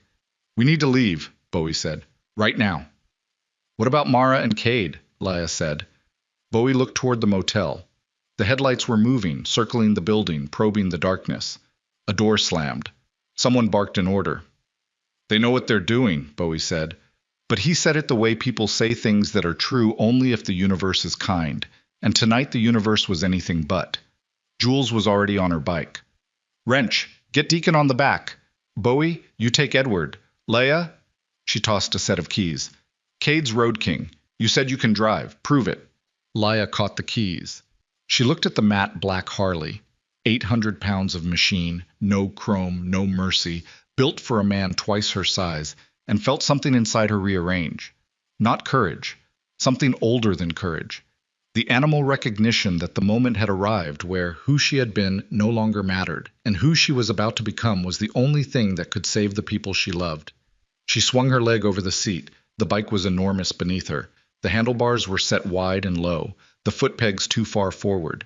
She turned the key, and the engine caught with a deep, seismic growl that vibrated through her entire body, through the borrowed jacket, through the bones beneath her skin. She had never ridden a motorcycle in her life. She kicked it into gear and twisted the throttle, and the Harley lurched forward through the mud and rain, the back tire spinning, catching, grabbing, and then she was moving, following Jules's taillights through the trees, the wind and rain hammering her visor, Edward behind her on Bowie's bike, Deacon bleeding on the back of wrenches, and behind all of them, growing smaller in the dark, the motel where Mara Vale and Cade Rayner were still standing between a convoy of men and the only road out. The bikes hit the highway, and the engine screamed. Leia leaned into the wind, her hands white on the grips, her teeth clenched, the Road King responding to every input with brutal, immediate obedience. A machine built for someone who knew what they were doing, being ridden by someone who was learning in real time at 70 miles an hour on a rain-soaked highway in the dark. Behind her, through the rain, she heard something that made her blood stop. A single gunshot, flat, final, echoing across the empty fields. Then another. Then silence. Leia didn't look back. She couldn't. The bike demanded everything, every ounce of focus, every scrap of muscle, every fragment of her attention. And the highway stretched ahead into the black, and the rain kept falling, and somewhere behind her, in a motel parking lot at the edge of nowhere, two people she barely knew but already couldn't imagine losing were fighting for the time she was using to run. She twisted the throttle harder. The needle climbed. 80, 85. The Harley ate the road like it was built for this exact moment, this exact night, this exact storm, this exact girl with no training and no plan and nothing left to lose except the brother pressed against a stranger's back on the bike behind her and the borrowed jacket of a man who might already be dead. The compound appeared through the rain like a ghost. The metal fences, the dark buildings, the barrel fire long since drowned. Jules hit the gate first and it swung open. They poured in, 5 bikes, 5 bodies, plus Edward and Deacon, all of them soaked and shaking and running on the last fumes of adrenaline. Leia killed the engine and sat on the bike, unable to move. Her hands wouldn't unclench from the grips. Her legs were shaking so badly she couldn't trust them to hold her weight. Rain ran down her face and she couldn't tell if she was crying or if it was just the storm. Jules appeared beside her. Inside, now! Leia got off the bike. She walked 3 steps and her knees buckled. Jules caught her, one arm around her waist, and half carried her through the clubhouse door. Edward was already inside, slumped on the couch in the back room, a blanket around his shoulders, a bottle of water in his hands. He was trembling. Not from cold, from the specific bone-deep tremor of a body that has been held in a state of terror for so long that safety doesn't register as relief. It registers as shock. Leia knelt beside him. She didn't speak. She just put her forehead against his shoulder and breathed. And he put his hand on the back of her head, and they stayed like that while the rain hammered the roof and the neon signs buzzed and the clubhouse filled with the sounds of people trying to figure out what comes after the worst night of their lives. 20 minutes passed. 30. Wrench paced the main room like a caged animal. Jules sat at the bar cleaning a cut on her forearm with peroxide and a rag. Bowie stood at the window, watching the gate, his shotgun across his knees. Deacon sat alone at the end of the table, his shoulder wrapped in a makeshift bandage, his daughter's Polaroid face down on the wood in front of him. Nobody spoke to him. Nobody looked at him. He existed in a zone of quarantine. Not forgiven, not condemned, just held in the terrible limbo of a man whose worst sin had been loving someone enough to betray everyone else. At the 40-minute mark, Jules said what everyone was thinking. They should be back by now. Wrench stopped pacing. He looked at the door, then at Jules, then at the door again. Give them another 20, he said. 20 minutes could be the difference between... I know what it could be the difference between. Wrench's voice was raw. Give them 20. 18 minutes later they heard it. The low, distant rumble of motorcycle engines. 2 of them. Coming from the east, from the direction of Route 11. Bowie was at the gate before the bikes reached the compound. He pulled it open and the 2 Harleys rolled in. Mara's Heritage Softail and a bike Leia didn't recognize, older, stripped, with no plates and no lights. Mara dismounted first. She moved slowly, one hand pressed against her left side, her jacket dark and wet in a way that wasn't entirely rain. Cade came off the second bike and caught her elbow as she swayed. I'm fine, Mara said. You're bleeding, Cade said. I said I'm fine. She walked into the clubhouse under her own power, leaving a trail of red drops on the concrete floor that mixed with the rainwater and turned pink at the edges. She made it to the table. She pulled out a chair. She sat down and placed both hands flat on the wood, and for the first time Leia saw the full extent of the damage. A gash along Mara's left side, below the ribs, long but not deep, bleeding steadily through the torn fabric of her shirt. Jules was there in seconds with a first aid kit. Mara let her work without protest, which told Leia more about the severity than any words could have. Report, Mara said. Her voice was thin but steady. Edward's safe, Wrench said. Deacon's contained. Everyone's accounted for. Mara looked across the room at Deacon. He met her eyes. The Polaroid of his daughter sat between them on the table, and the distance between those two people, measured in feet but spanning years of trust, betrayal, grief, and the impossible weight of competing loves, felt like the widest gap in the world. His daughter, Mara said. Not a question. Kayla, Deacon said. She's 11. Mara closed her eyes. When she opened them, something had changed. Not forgiveness. That was too clean a word for what moved across her face. Something harder. Something that looked like a decision forged in pain and tempered in the understanding that the world had never been simple and was never going to be. We find her, Mara said. Wrench looked at her. Mara, we find the girl. Then we burn Goss's operation to the ground. Every truck, every warehouse, every name in every ledger. She placed her hand on the table and pushed herself to standing, Jules's bandage already spotting red beneath her jacket. They came at us tonight thinking we'd break. They came at us thinking we'd scatter like every other name on that list. She looked around the room, at Wrench with his crowbar, at Jules with her peroxide-stained hands, at Bowie with his shotgun, at Deacon with his daughter's photograph, at Cade with his granite face and his military silence, at Edward wrapped in a blanket on the couch, at Leia standing in a borrowed leather jacket 2 sizes too big with mud on her boots and blood on her hands that wasn't hers. They were wrong, Mara said. And in that moment, standing wounded in a clubhouse at the edge of a dying town while the rain pounded the roof and the neon signs bled color into the dark, Mara Vale stopped being a club president giving orders and became something else entirely. Something that had no title and no rank and no name, because the thing she had become was simply a woman who had lost enough to know that the only thing worse than fighting was standing still while the people around her disappeared one by one into the silence. Leia looked at Cade. I was watching Mara, and on his face, that sealed, impenetrable face that gave away nothing, she saw the faintest trace of something she could only describe as recognition. The look of a soldier who has just heard the order he's been waiting for his entire life. Outside, the storm raged. Inside, engines cooled and blood dried, and the first fragile architecture of a plan began to form in the space between exhaustion and fury. And somewhere out there, in a concrete room with no windows, an 11-year-old girl sat on a cot and waited for someone to come, not knowing that the people who would risk everything to find her were the same people the world had already written off as lost. 3 days. That's how long they had before Goss moved his entire operation out of the county and vanished like smoke through a cracked window.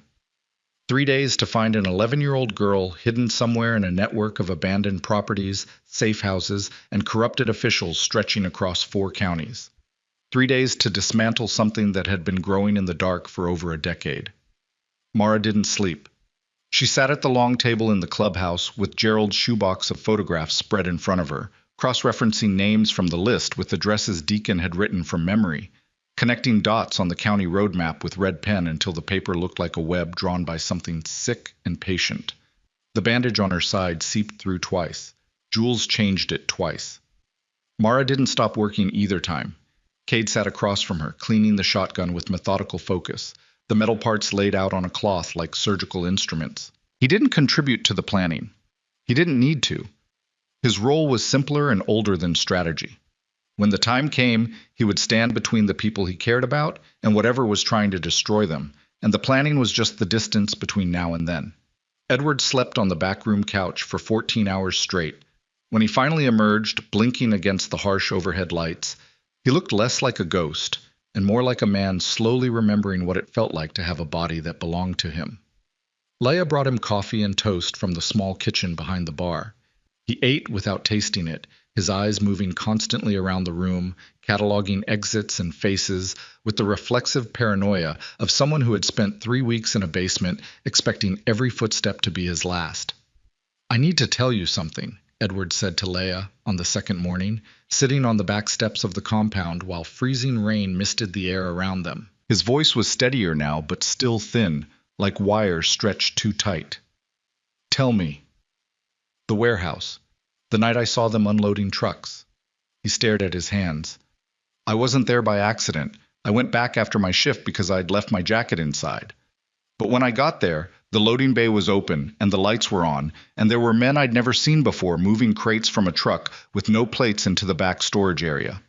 He paused. "I should have left, I know that. But I didn't. I stood there and watched because something about the way they moved, fast, quiet, no talking, made me feel like I was seeing something that mattered, something that explained why the foreman always told us to leave by 6 and never come back after dark." "What was in the crates?" Edward shook his head. "I don't know. They were sealed, heavy. Took 2 men to lift each one. But here's the thing, Leia. One of the men saw me. He looked right at me. And he didn't yell. He didn't chase me. He just looked at me and then looked at somebody behind me, and when I turned around, there was nobody there. But the next morning, when I came in for my shift, the foreman told me I was terminated. No reason, just done." He rubbed his face. 2 days later, a man showed up at my apartment. Didn't knock. Just walked in. Sat down at my kitchen table like he owned the place. Big guy. Face like concrete. Tull. Yeah, Tull. He didn't threaten me. That was the worst part. He just sat there and told me very calmly what would happen if I talked to anyone about what I'd seen. He described my apartment, described my truck, described the route I take to the diner.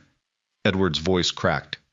"He described you, Leia, where you work, where you park your car, what time you leave the library on Tuesdays." The rain misted between them. Leia felt something cold settle into her chest. Not fear exactly, but the understanding that the danger had never been abstract. It had been specific, detailed, personal. These people had mapped her life before she even knew they existed. "That's why you ran," she said. "I didn't run for me. I ran because as long as I was near you, you were a target. If I disappeared, if I stopped existing, they had no reason to touch you." His eyes were red. "I thought if I just stayed gone long enough, they'd forget. Move on, find someone else to worry about." He laughed, a short, broken sound. "I was wrong. They don't forget. They collect."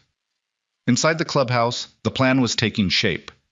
Deacon, seated at his end of the table with his injured shoulder and the permanent quarantine of distrust surrounding him, had produced something unexpected, a burner phone with a single number saved in it. The number Goss's people used to send him weekly proof-of-life photos of Kayla. "They send the photo every Wednesday," Deacon said, "always between 8 and 9 in the evening. The photos have GPS data in them. They don't scrub the metadata. Either they're sloppy or they don't think I'm smart enough to check." "You checked?" Wrench said, surprise breaking through his anger for the first time. "I'm not stupid, Wrench. I'm desperate. There's a difference." Deacon slid the phone across the table. The last 3 photos were taken at different locations, but the one from last Wednesday, the GPS coordinates match a property on Miller Creek Road, old grain storage facility. 2 buildings, 1 main road in, creek on the east side. Mara studied the phone screen. "You're sure?" "I'm sure that's where she was 6 days ago. I can't promise she's still there." 6 days is a long time. 6 days is all I've got. Mara looked at Cade. The silent communication between them had evolved over the past 48 hours into something Leia could almost read. Not the words, but the weight. Cade tilted his head a fraction to the left. Mara's jaw tightened. An agreement reached in the space between heartbeats. "We go tonight," Mara said. "Tonight's too soon," Wrench said. "We don't have enough people. Stokes left. 2 others left. We're down to—" "I know how many we are."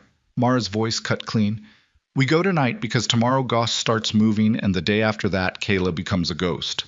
Every hour we wait is an hour they have to relocate her. And if it's another trap, then we spring it with our eyes open this time." The afternoon bled into evening. Rain turned to sleet. The temperature dropped below freezing, and the compound's pipes groaned in the walls like wounded animals. Leia helped Jules load the saddlebags, first aid supplies, flashlights, bolt cutters, rope, tools for extraction, tools for the kind of work that exists in the gray space between rescue and war. At 6 o'clock, a truck pulled up to the compound gate. Not one of Goss's.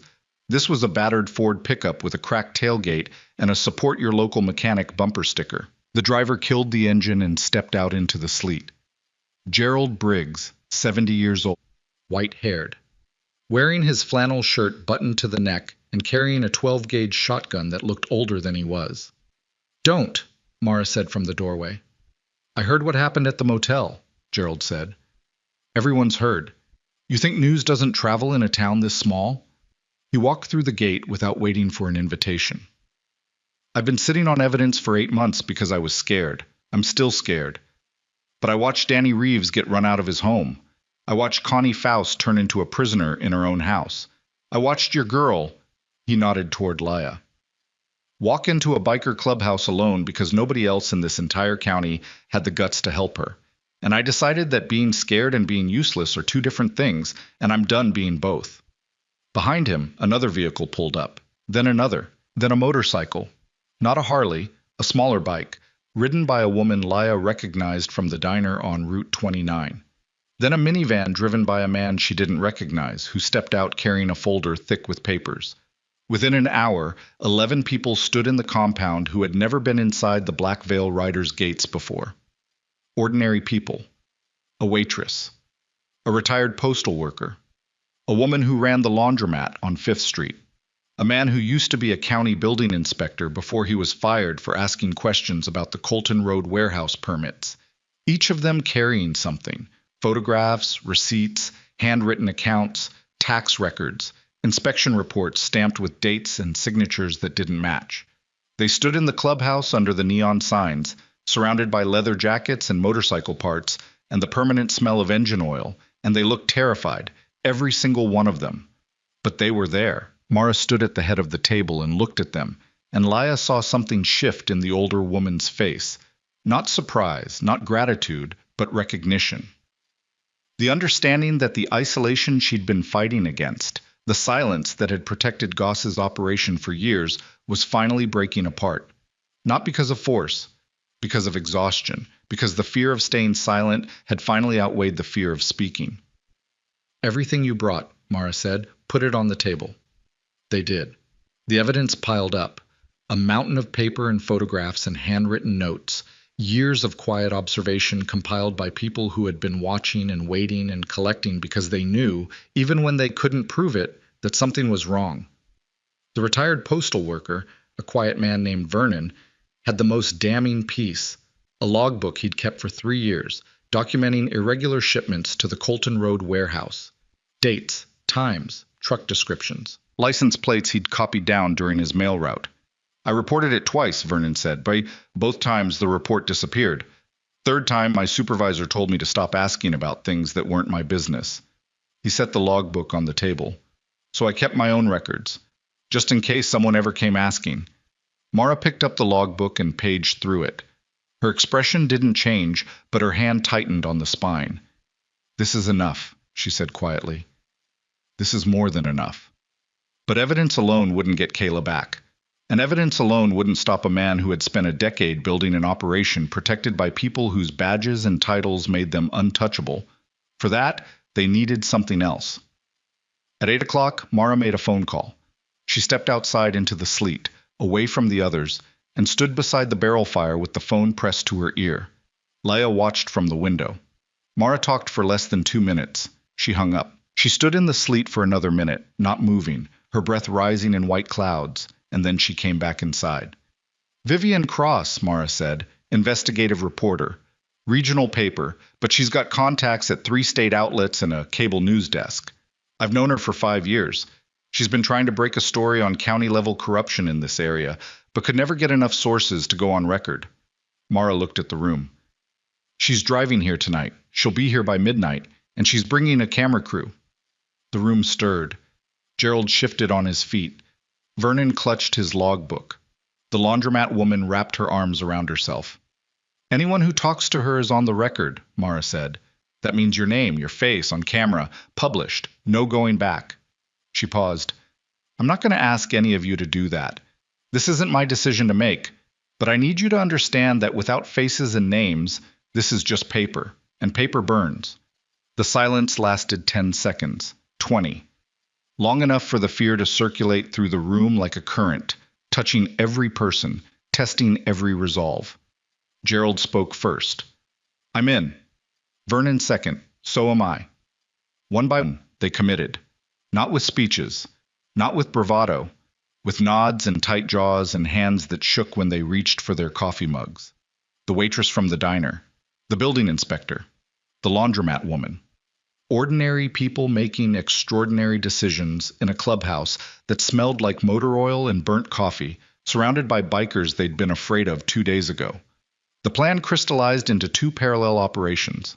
Team 1, Mara, Cade, Wrench, Jules, and Bowie, would move on the Miller Creek Road property at midnight to extract Kayla. Team 2, the witnesses, protected by Gerald and two club members who would stay behind, would wait for Vivian Cross and begin recording testimony. Leia would ride with Team 1. No, Edward said when she told him. It's not your call. Leia, you almost died 2 nights ago. You rode a motorcycle you'd never been on through a rainstorm at 80 miles an hour. You got lucky. Luck doesn't hold. Neither does patience. She looked at him. 3 weeks, Edward. You were in that basement for 3 weeks. I'm not sitting in another room waiting to find out if the people who went to get someone are coming back. I can't do it again. I won't. Edward stared at her. She stared back. And in the space between them, something old and wordless passed. The understanding that exists between two people who had grown up sharing the same fears, the same nightmares, the same instinct to protect each other at any cost, and the realization that the cost had finally arrived. Then I'm going too, Edward said. You can barely stand. I've been standing for 3 weeks on nothing. I can stand for one more night on something. Mara settled it. Edward stayed. I was too weak, too visible, too valuable as a witness. He would stay with the second team and tell his story to Vivian Cross. His voice. His face. On the record. Edward didn't argue. He sat down on the couch and put his face in his hands, and Leia knelt in front of him and placed her palms on his knees. When I come back, she said, we're going home. He looked up. His eyes were wet but steady. You promise? Yeah, I promise.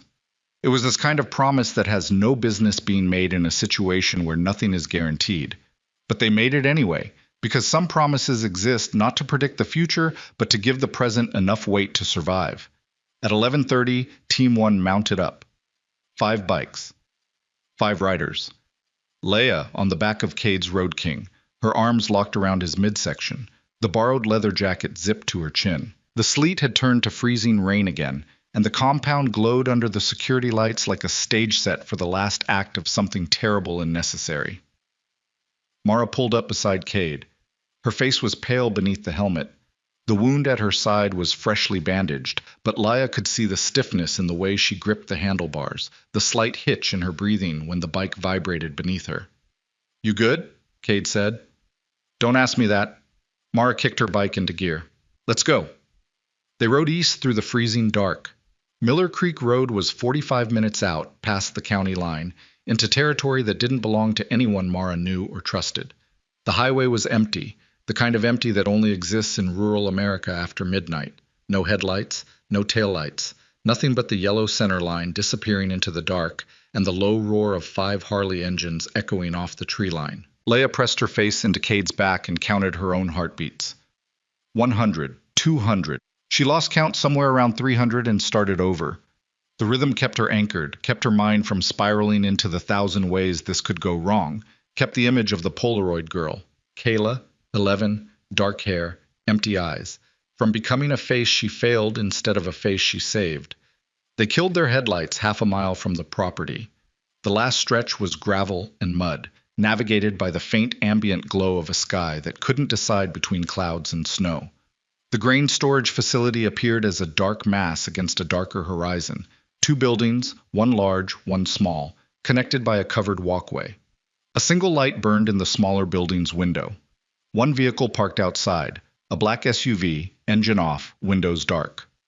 One vehicle, one light. Either this was lightly guarded or it was another trap. They parked in a stand of trees 200 yards south, dismounted in silence.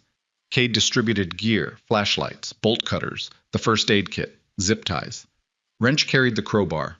Jules had a can of bear spray, which she'd described earlier with terrifying calm as the great equalizer. Bowie had the shotgun broken open, shells in his vest pocket. Mara gathered them in a tight circle. Her breath came in visible bursts. The cold was savage, the kind that finds the gaps in your clothing and drives needles into your skin. Cade and I take the main building. Wrench and Jules, the smaller one. That's where the light is. Bowie, you stay with the bikes and watch the road.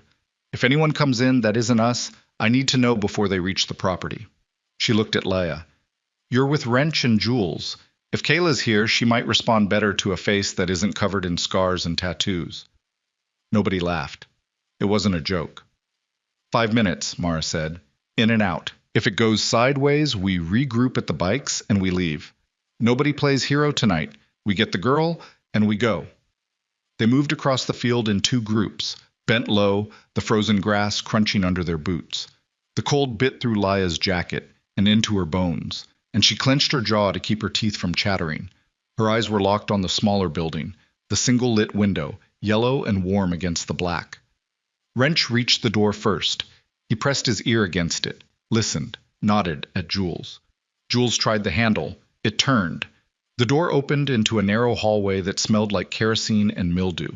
The light was coming from a room at the end, a door, slightly ajar, warm glow spilling through the gap. Voices, low. A television playing something Leia couldn't identify, canned laughter echoing off bare walls. Wrench moved down the hallway, Jules behind him, Leia behind Jules. Her heart was a war drum in her chest. Each step felt like walking on glass. The floor creaked, the walls breathed, and the light ahead flickered with the movement of someone passing between the television and the door. Wrench reached the door. He looked back at Jules. Jules raised the bear spray. Wrench kicked the door open. The room was small. A folding table. 2 chairs. A portable television showing a late-night rerun with the volume too low. A kerosene heater in the corner, its orange glow casting the room in warm, deceptive light. One man, seated at the table, a sandwich halfway to his mouth, his eyes going wide. He dropped the sandwich and reached for something on his belt. Jules hit him with the bear spray before his hand reached it. The man screamed, a raw, animal sound, and clawed at his face, stumbling sideways, knocking the chair over. Wrench was on him in 2 seconds. The crowbar came down on the man's wrist and something cracked, and the screaming changed pitch, and Jules was already behind him, zip-tying his hands while he writhed and gasped and cursed through swollen eyes. 30 seconds. The man was on the floor, secured, his face a mess of tears and chemical burn, his wrist bent at an angle that made Leia look away. "Where's the girl?" Wrench said. He crouched in front of the man and said it again, slower, louder, each word a separate impact. "Where is the girl?" The man coughed, spit, coughed again. "Storage room," he wheezed. "Main building. South end, gray door." Wrench was on his feet and moving before the man finished speaking. They ran. Through the hallway, out the door, across the covered walkway. The main building was larger, darker, colder. The door was padlocked.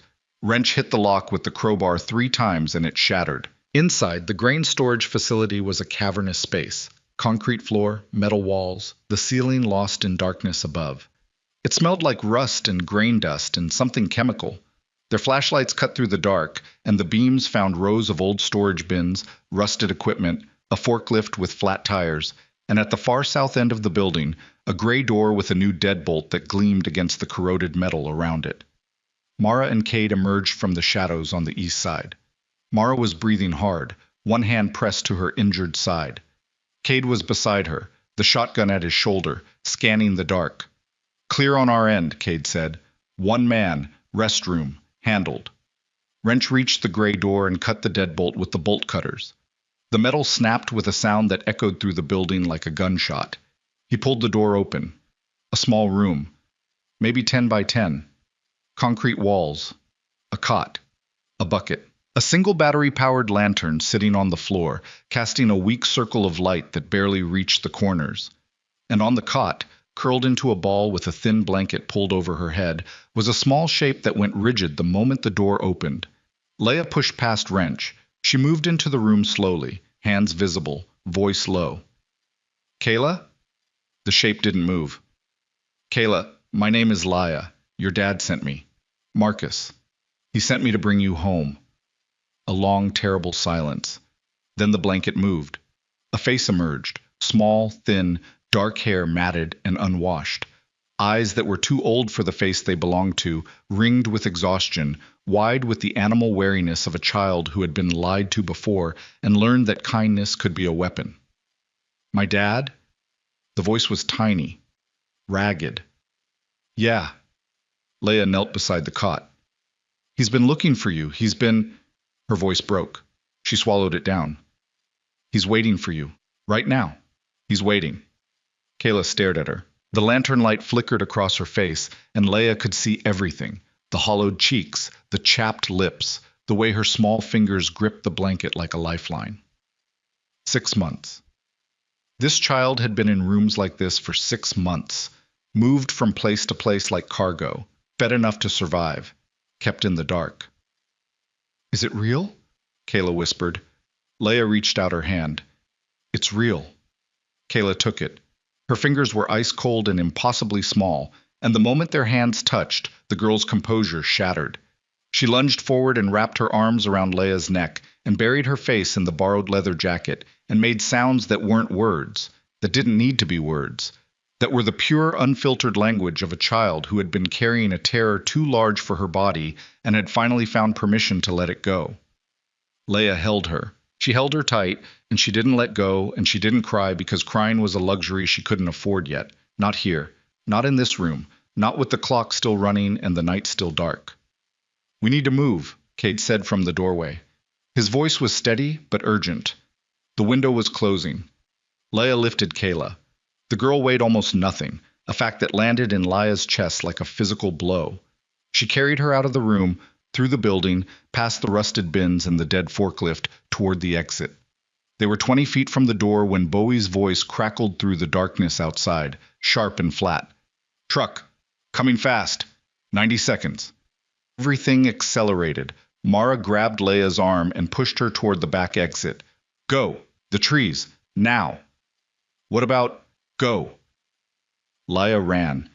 Kayla clung to her neck, face buried, body shaking. She hit the back door, burst into the freezing air, and sprinted across the field toward the tree line. Behind her, she heard the sounds compound.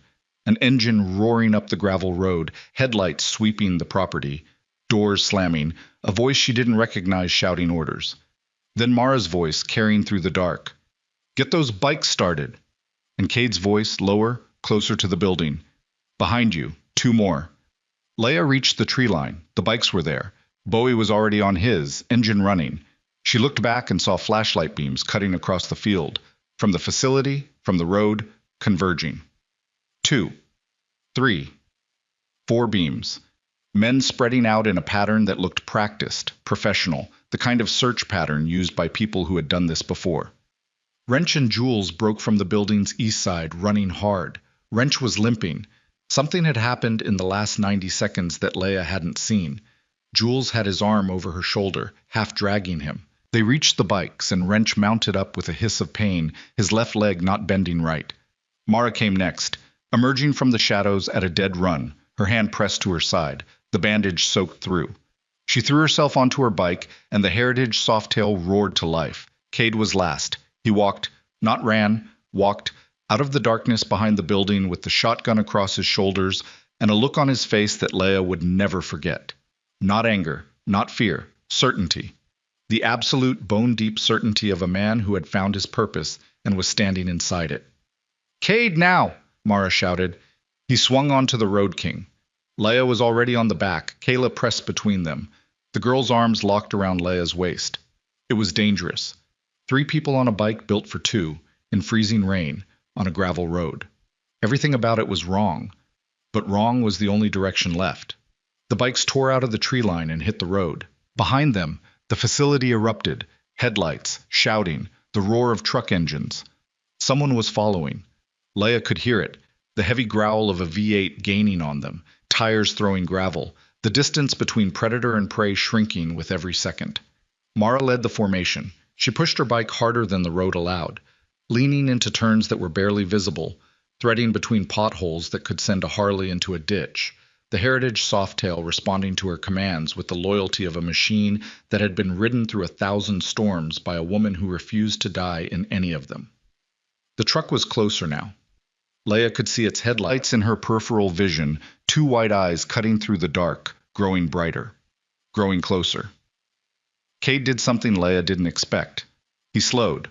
Not much, just enough to drop behind the formation, to put himself between the truck and the other bikes. He positioned the Road King in the center of the road, blocking the lane, his silhouette a wall of black leather and matte steel. "Cade," Leia said. Her voice was lost in the wind. The truck surged forward. Its engine screamed. The headlights filled Leia's vision, white and blinding, and for one terrible second she was certain the truck was going to hit them, going to barrel through the bike, and the man and the girl, and the woman holding her like they were nothing, like they were debris in the road. Cade waited. He waited until the truck was 50 feet behind them. 40. 30. Then he swerved hard right, onto the shoulder, and the truck blew past in a hurricane of wind and noise, its side mirror passing so close to Cade's handlebar that Leia felt the air displacement hit her face. The truck overshot. Its brakes screamed. Red taillights flared in the dark as it fishtailed on the gravel, trying to turn, trying to come back. But the bikes were already gone. Splitting off the gravel road onto the highway, engines wide open, the formation breaking into individual streaks of speed and sound. Mara went north. Wrench and Jules went east. Bowie cut south. And Cade, with Leia and Kayla pressed against his back, took the western road, the one that led back through the dead towns and the empty highways and the frozen dark toward the compound where Edward was waiting with a reporter and a camera and the collected evidence of a dozen ordinary people who had finally decided to stop being afraid. Kayla was crying. Leia could feel it, the small shoulders heaving against her chest, the tiny fists gripping the leather jacket, the warmth of tears soaking through the fabric. Leia pressed her lips to the top of the girl's head and held on. They rode for 30 minutes. No pursuit. The truck had chosen one of the other roads, or had given up, or was circling somewhere in the dark, waiting for another chance. It didn't matter. The highway was open, and the engine was loud, and the night was almost over. When the compound appeared through the trees, every light was on. The gate was open. Figures moved in the yard. And as Cade rolled the Road King through the entrance and killed the engine, the first thing Leia saw was Deacon. He stood in the center of the compound, hatless, coatless, shaking in the cold, his eyes locked on the bike with an intensity that bordered on violence.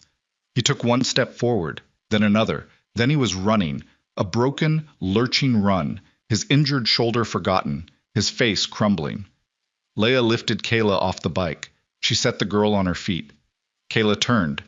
She saw her father, and the sound she made, the single devastating syllable that tore out of her throat and filled the compound and echoed off the metal fences and the concrete walls, was the purest expression of human need that Leia had ever heard. "Daddy!" Deacon fell to his knees in the gravel. Kayla ran into him so hard they both nearly went over. He wrapped his arms around her and pulled her into his chest and held her with the desperate, shaking grip of a man who had been slowly dying for 6 months and had just been given back the only reason he had to breathe. He didn't speak. He couldn't. He just held her and rocked and made sounds that weren't words. Leia watched from beside the bike. The cold bit her face. The wind cut through the jacket.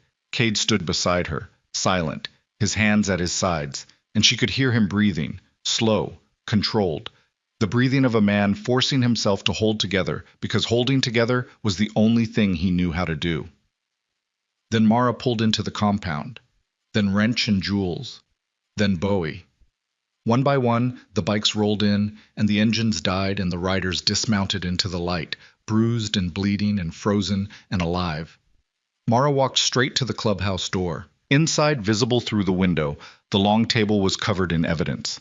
11 witnesses sat in folding chairs, and standing beside the table, a recorder in one hand and a notebook in the other, was a woman Leia didn't recognize.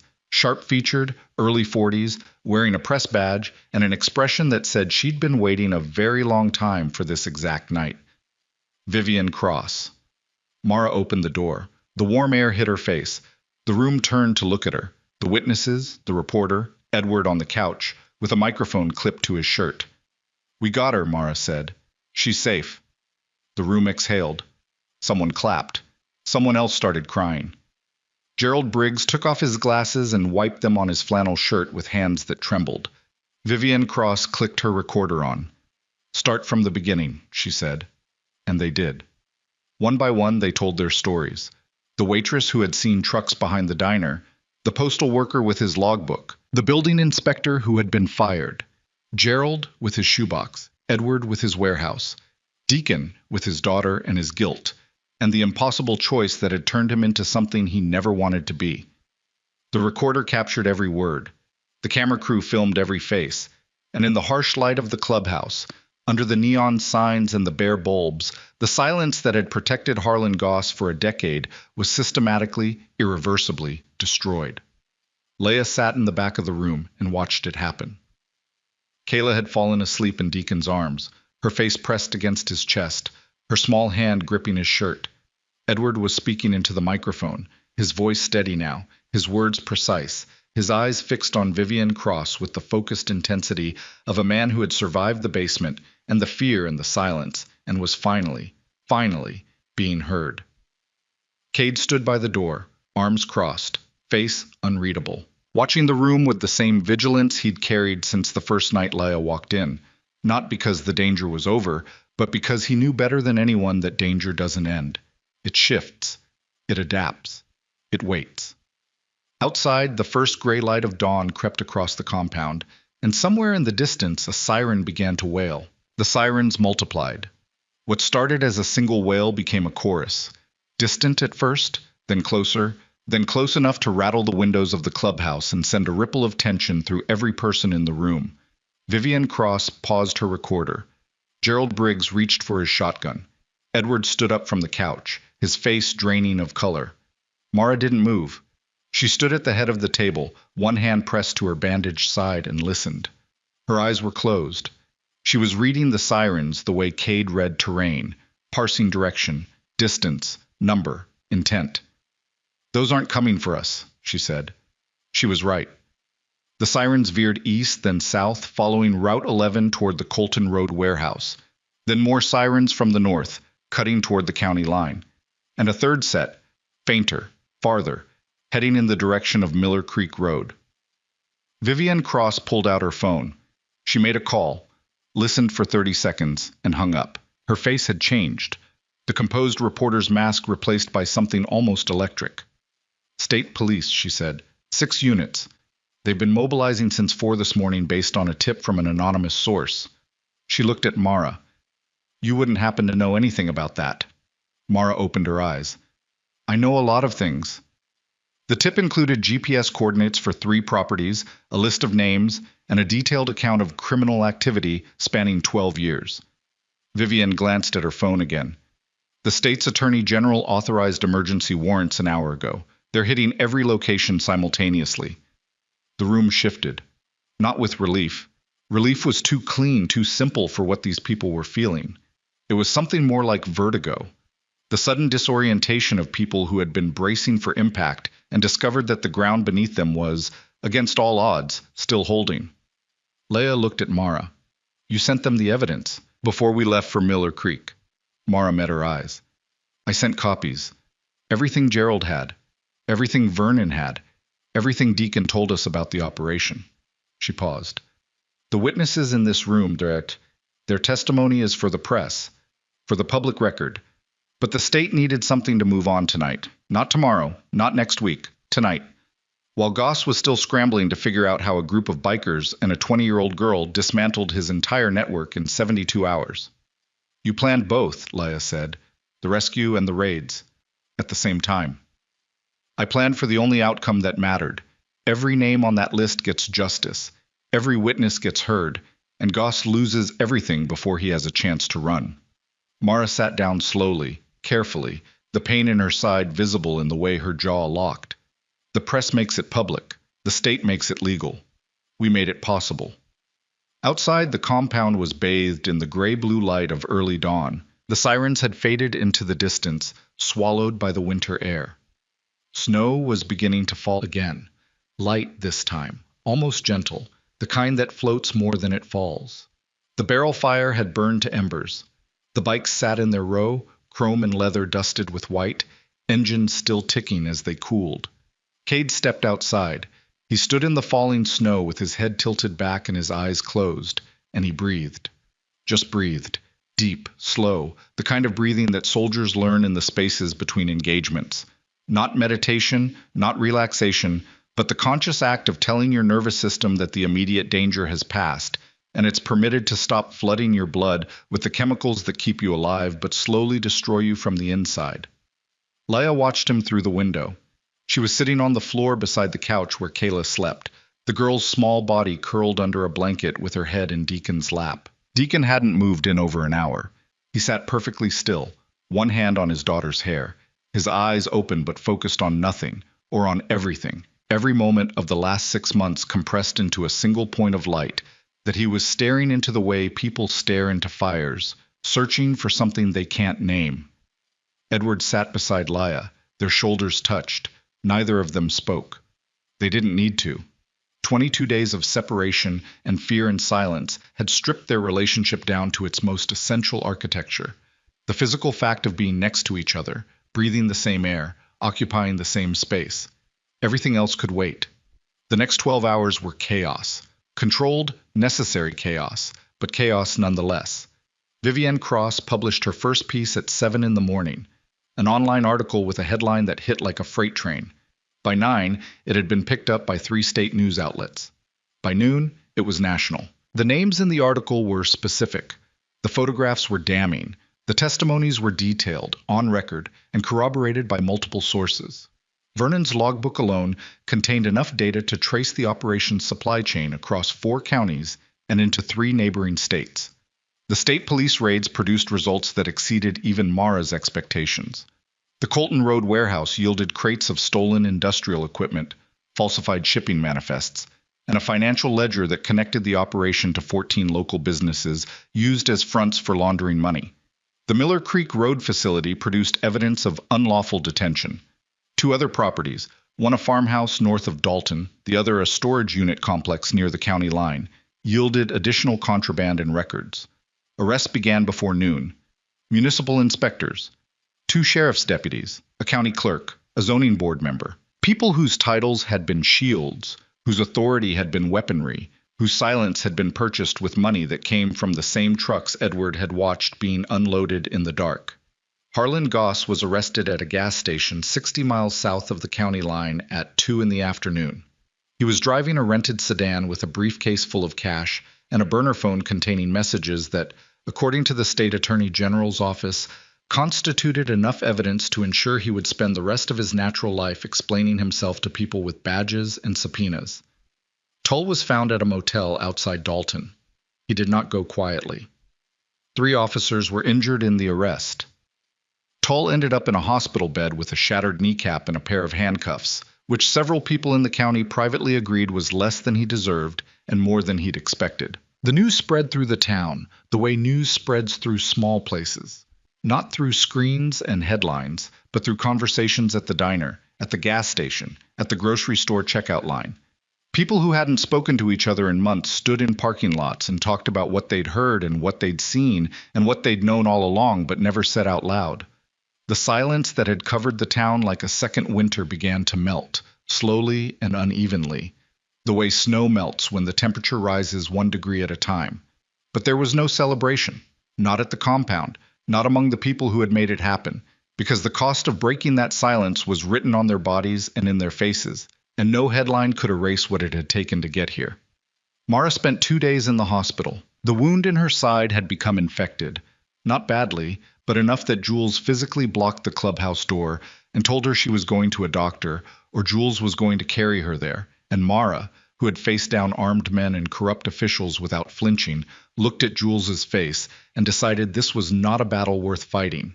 She returned to the compound with a bottle of antibiotics, a row of stitches beneath a clean white bandage, and strict instructions to rest that everyone, including Mara, knew she would ignore. She walked into the clubhouse and found the long table cleared of evidence. Someone had cleaned the floor. Someone had fixed the flickering fluorescent light in the back aisle. A pot of fresh coffee sat on the bar beside a stack of clean mugs, and the jukebox was playing something quiet and country that Leia didn't recognize but that made the room feel, for the first time, like a place where people lived instead of a place where people survived. Wrench was in the garage, his left leg in a brace, doing something complicated to the carburetor of a bike that didn't belong to anyone in the club. Leia watched him work for a few minutes before she realized the bike was Danny Reeves, the mechanic who had fled town 3 weeks ago. Wrench was rebuilding it. Not because Danny had asked, not because anyone had asked, but because putting broken things back together was the only language Wrench had for the emotions he couldn't speak. "He'll come back," Wrench said without looking up. "When he hears what happened. He'll come back and he'll need his bike." "You think so?" "People always come back to the place where someone fixed their stuff." He tightened a bolt. "It's not about the stuff. It's about knowing somebody bothered." Jules was on the roof of the clubhouse, patching a leak that had been dripping into the back room for months. She worked alone, methodically, laying tar paper and sealant with the precision of someone who had learned that maintenance was a form of love. Below her, Bowie was repainting the compound gate where the hunting knife had been driven through the wood. He covered the hole with 3 coats of black paint and then stood back and looked at it and then added a 4th coat, because some holes take more than paint to fill. Deacon left on the 3rd day. He packed a single bag, strapped it to the back of his bike, and carried Kayla to the passenger seat. The girl was different now. Still quiet, still watchful, but the vacant, hollowed-out look in her eyes had been replaced by something cautiously alive. She held a stuffed animal that Jules had found in a thrift store in town, a small gray dog with one ear missing, and she clutched it with the focused intensity of a child relearning how to hold things without expecting them to be taken away. Mara stood at the gate and watched them prepare to leave. Deacon approached her. They stood face to face for a long time without speaking. The silence between them was thick with everything. Wren's death, the bridge, the betrayal, the grief that had driven Deacon into Goss's orbit, the impossible choice, the daughter on the back of the bike. "I can't fix this," Deacon said. "No. I need you to know that I know." Mara's voice was steady. "I know what you did and why you did it and what it cost you. I know all of it, and I'm not going to stand here and tell you it's okay because it's not. You wore our patch while you loaded their trucks. You told a man to bury evidence. You led us into a trap." She paused. "And you did it because a man took your daughter and gave you a choice that no human being should ever have to make." Deacon's eyes were red. He didn't look away. "You're out of the club," Mara said. "You know that." "I know." "But you're alive. She's alive." Mara looked at Kayla on the bike. "Take her somewhere with a good school and a yard. Get her a real dog. Let her be 11. She turned back to Deacon. "And if you ever ride through this county again, you stop. You say hello. You don't owe us that. But I'm asking." Deacon reached into his vest, the leather cut he'd worn for 20 years, faded and scarred and stitched together in places where the leather had given out. He pulled the patch from the back and held it out to Mara. She took it. She held it in her hand and looked at it. The Black Veil Rider's insignia, worn and cracked, carrying the weight of 2 decades of rides and fights and funerals and the slow, stubborn work of building something in a world that didn't want it to exist. "Ride safe," Mara said. Deacon nodded. He turned. He walked to his bike and swung on and started the engine. Kayla wrapped her arms around his waist and pressed her face against his back, the stuffed dog tucked between them. The bike pulled through the gate and onto the road, and they watched it go until the sound of the engine faded into the distance and the road was empty again. Mara stood at the gate for a long time after that. Snow fell around her. She held the patch in her hand and she didn't move, and nobody approached her, and nobody spoke, because there are moments when the only appropriate response to another person's grief is distance. Cade was the one who finally went to her. He walked across the compound and stood beside her at the gate. He didn't touch her. He didn't speak. He just stood there, solid and present, the way he had stood outside Leia's bedroom door as a child. Not entering, not intruding, just existing in proximity, as a reminder that solitude and isolation are not the same thing. "He used Ren," Mara said quietly. "Goss used my son's death to turn Deacon into a weapon. He took the worst night of our lives, and he built a trap out of it." "Yeah, and the worst part isn't the betrayal. The worst part is that if someone told me they could prove Wren's crash wasn't an accident, if someone told me they had names and dates and evidence, I'd have done the same thing Deacon did. I would have loaded those trucks myself. Cade was quiet for a moment. Then he said, "That's not the worst part." Mara looked at him. "The worst part is that you already know Goss was lying. There's no evidence because there's nothing to find. Wren hit black ice on a cold night, that's all. And Goss took that truth and turned it into a weapon because the only thing more powerful than a lie is a lie that a grieving person wants to believe." Mara's face crumbled, not dramatically, not the way faces crumble in movies with tears and trembling lips. It was quieter than that, more devastating. The controlled collapse of a structure that had been holding too long, a microfracture that traveled from her eyes to her jaw to her shoulders, releasing something she had been carrying for 2 years with the focused discipline of a woman who believed that if she ever set it down, she would never pick herself back up. Cade caught her when her knees bent. He put his arms around her, carefully, slowly, the way you hold something fragile and valuable, and Mara leaned into him and let the weight transfer. Not all of it, not forever, just enough, just for now. They stood like that at the gate while the snow fell and the compound was quiet, and the world, for one brief moment, stopped asking them to be anything other than two tired people holding each other up. The days that followed were strange and slow. The town didn't transform overnight. It didn't suddenly become safe or prosperous or kind. The diner still had cracked vinyl booths and coffee that tasted like it had been brewed during a previous administration. The roads were still potholed. The factories were still closed. The library still had a leaking roof and flickering lights. But things shifted. Incrementally. Imperfectly. The way things shift when the pressure that's been holding them in place is finally removed. Connie Faust opened her door. Not all the way. She'd kept the chain on for the first week, talking to visitors through the gap. But she opened it. And on the second week, the chain came off.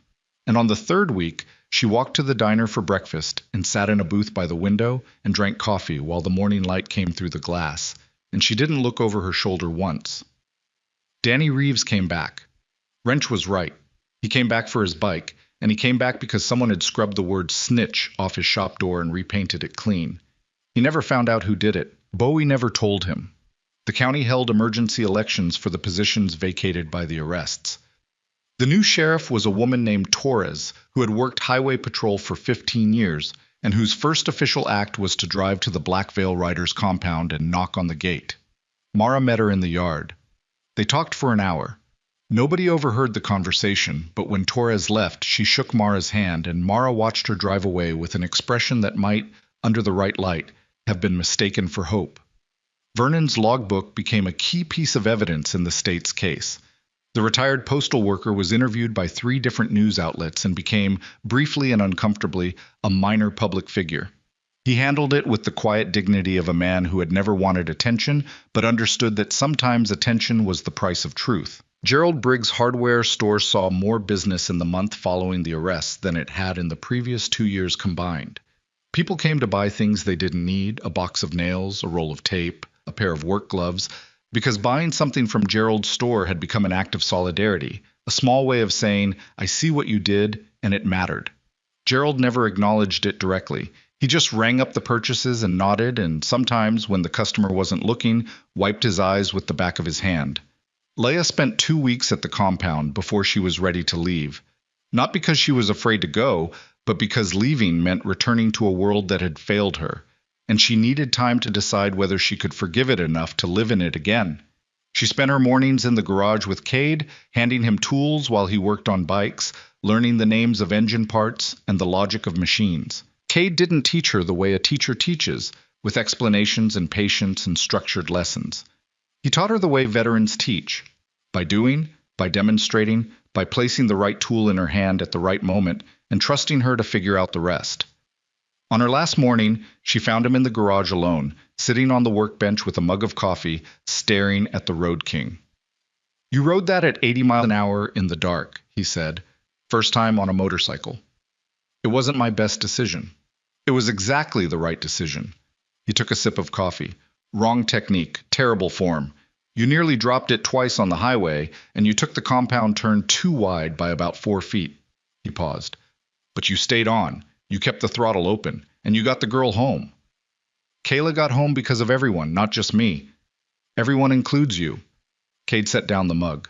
He reached into the saddlebag of the Road King and pulled out something small, a key attached to a leather fob stamped with the Road King's model year. He held it out. Leia stared at it. I can't take your bike. It's not a gift, it's a loan. You learn to ride it properly. You put miles on it. You bring it back when you're ready. He looked at her. And you come back. That's the condition. You come back. She took the key. It was warm from the saddlebag, small and solid in her palm, and it carried a weight that had nothing to do with metal. Thank you, she said. For everything. Cade nodded. He picked up his coffee. Conversation over. But as Leia turned to leave, he said one more thing. Quiet, almost to himself, the kind of thing people say when they've been carrying it for a long time, and the weight has finally become unbearable. Ren would have liked you. Leia stopped. She didn't turn around. She stood in the garage doorway with the snow falling outside and the key in her hand and the echo of a dead man's name in the air. And she understood that what Cade had just given her wasn't a compliment. It was the highest form of trust a man like him was capable of. The admission that she had been measured against the memory of someone he loved, and she had not been found wanting. She walked out into the snow. Mara was waiting by the gate. She looked better. Not healed, not fully, maybe not ever, but standing straighter, breathing easier. The color returned to her face. The stitches in her side would leave a scar. She had enough scars that one more made no practical difference, but Leia had noticed that Mara touched this one sometimes, absently, the way people touch things they're still deciding how to feel about. Edward's waiting, Mara said. I know. You've got my number. You call if you need anything, day or night. I mean that. I know you do. Mara looked at her for a long moment. Then she reached out and straightened the collar of the leather jacket Leia was still wearing.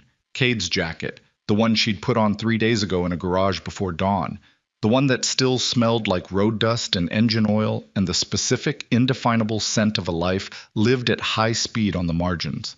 Keep it, Mara said. It fits you better than it ever fit him. Leia hugged her. She didn't plan it. It wasn't a decision. Her body simply moved, and her arms went around Mara, and Mara's arms went around her, and they held each other in the falling snow with the compound behind them and the highway ahead. Mara held on tight, tighter than Leia expected, tighter than the wound in her side should have allowed. And for a moment the older woman's composure slipped, and Leia felt her breath hitch against her shoulder. Then Mara let go. She stepped back. She straightened her jacket and lifted her chin and became once again the woman who ran the Black Veil Riders with steady hands and unreadable eyes. Ride safe, Mara said. Edward was outside the gate, sitting on a borrowed motorcycle, one of the club's spare bikes, a smaller Harley Sportster that Wrench had tuned and serviced and pronounced roadworthy with the solemnity of a man issuing a medical clearance. Edward looked strange on it, not uncomfortable exactly, but new, like a word being used in a sentence for the first time. He wore a jacket that Bowie had given him, and boots that Jules had found in the storage room, and a helmet that Wrench had painted flat black because Wrench believed that unpainted helmets were an aesthetic offense, and he was willing to die on that hill. You ready? Edward asked. Leia looked at him. Her brother, the boy who sat outside her bedroom door, the man who vanished to keep her safe, the witness who spoke into a microphone and helped bring down an operation that had been crushing people for a decade. He was still thin, still tired, but something had come back into his eyes. Not the old thing, not the easy, uncomplicated confidence of before. Something harder, more expensive. The look of a person who has been broken and has chosen, deliberately, against all evidence and expectation, to rebuild. She swung her leg over the Road King. The engine caught on the first try, and the deep rolling thunder of it vibrated through her body and into the cold morning air. She gripped the handlebars, wider than her hands, heavier than anything she'd held before, and felt the machine respond to her touch with the patient, powerful obedience of something that would take her anywhere she wanted to go, as long as she had the nerve to ask. Yeah, she said softly. Let's go home. They pulled onto the highway side by side. The snow had stopped. The sky was the color of old silver, low and heavy, but there was light behind it. Not sunlight exactly, but the suggestion of sunlight, the promise that somewhere above the clouds the sky was still blue and the world was still turning. The compound grew smaller behind them. The neon signs, dark in the daylight, faded into the gray. The metal fences disappeared into the tree line. And standing at the gate, growing smaller with every second, were the silhouettes of people who had been written off by the world and had answered by building something the world couldn't ignore. Not a gang, not an army, but a family. Imperfect, damaged, held together with scar tissue and engine grease and the stubborn, unreasonable refusal to let the people around them face the dark alone. Laya leaned into the wind. The highway stretched ahead, long and straight, and covered in the thin, shimmering film of melted snow that made the asphalt look like water. The Road King hummed beneath her, steady and sure. Edward rode beside her, close enough to see, far enough to breathe. She didn't look back. Not because she didn't care, but because the people behind her had taught her something that no library book and no police report and no system had ever bothered to explain. That sometimes the safest place in the world isn't the one with the strongest walls. It's the one where someone stays, where someone answers the door at midnight, where someone hands you a jacket that's too big and a helmet with a crack in it and says, "Hold on," and means it. The highway opened. The engines sang. The winter wind cut across the road and carried with it the faintest trace of something Laya hadn't smelled in months. Wood smoke and coffee, and the sharp, clean bite of cold air moving through a town that was learning, slowly and imperfectly, how to wake up. Behind them, the neon signs of the Black Veil Riders' compound flickered once in the gray light and went still. Ahead, the road went on.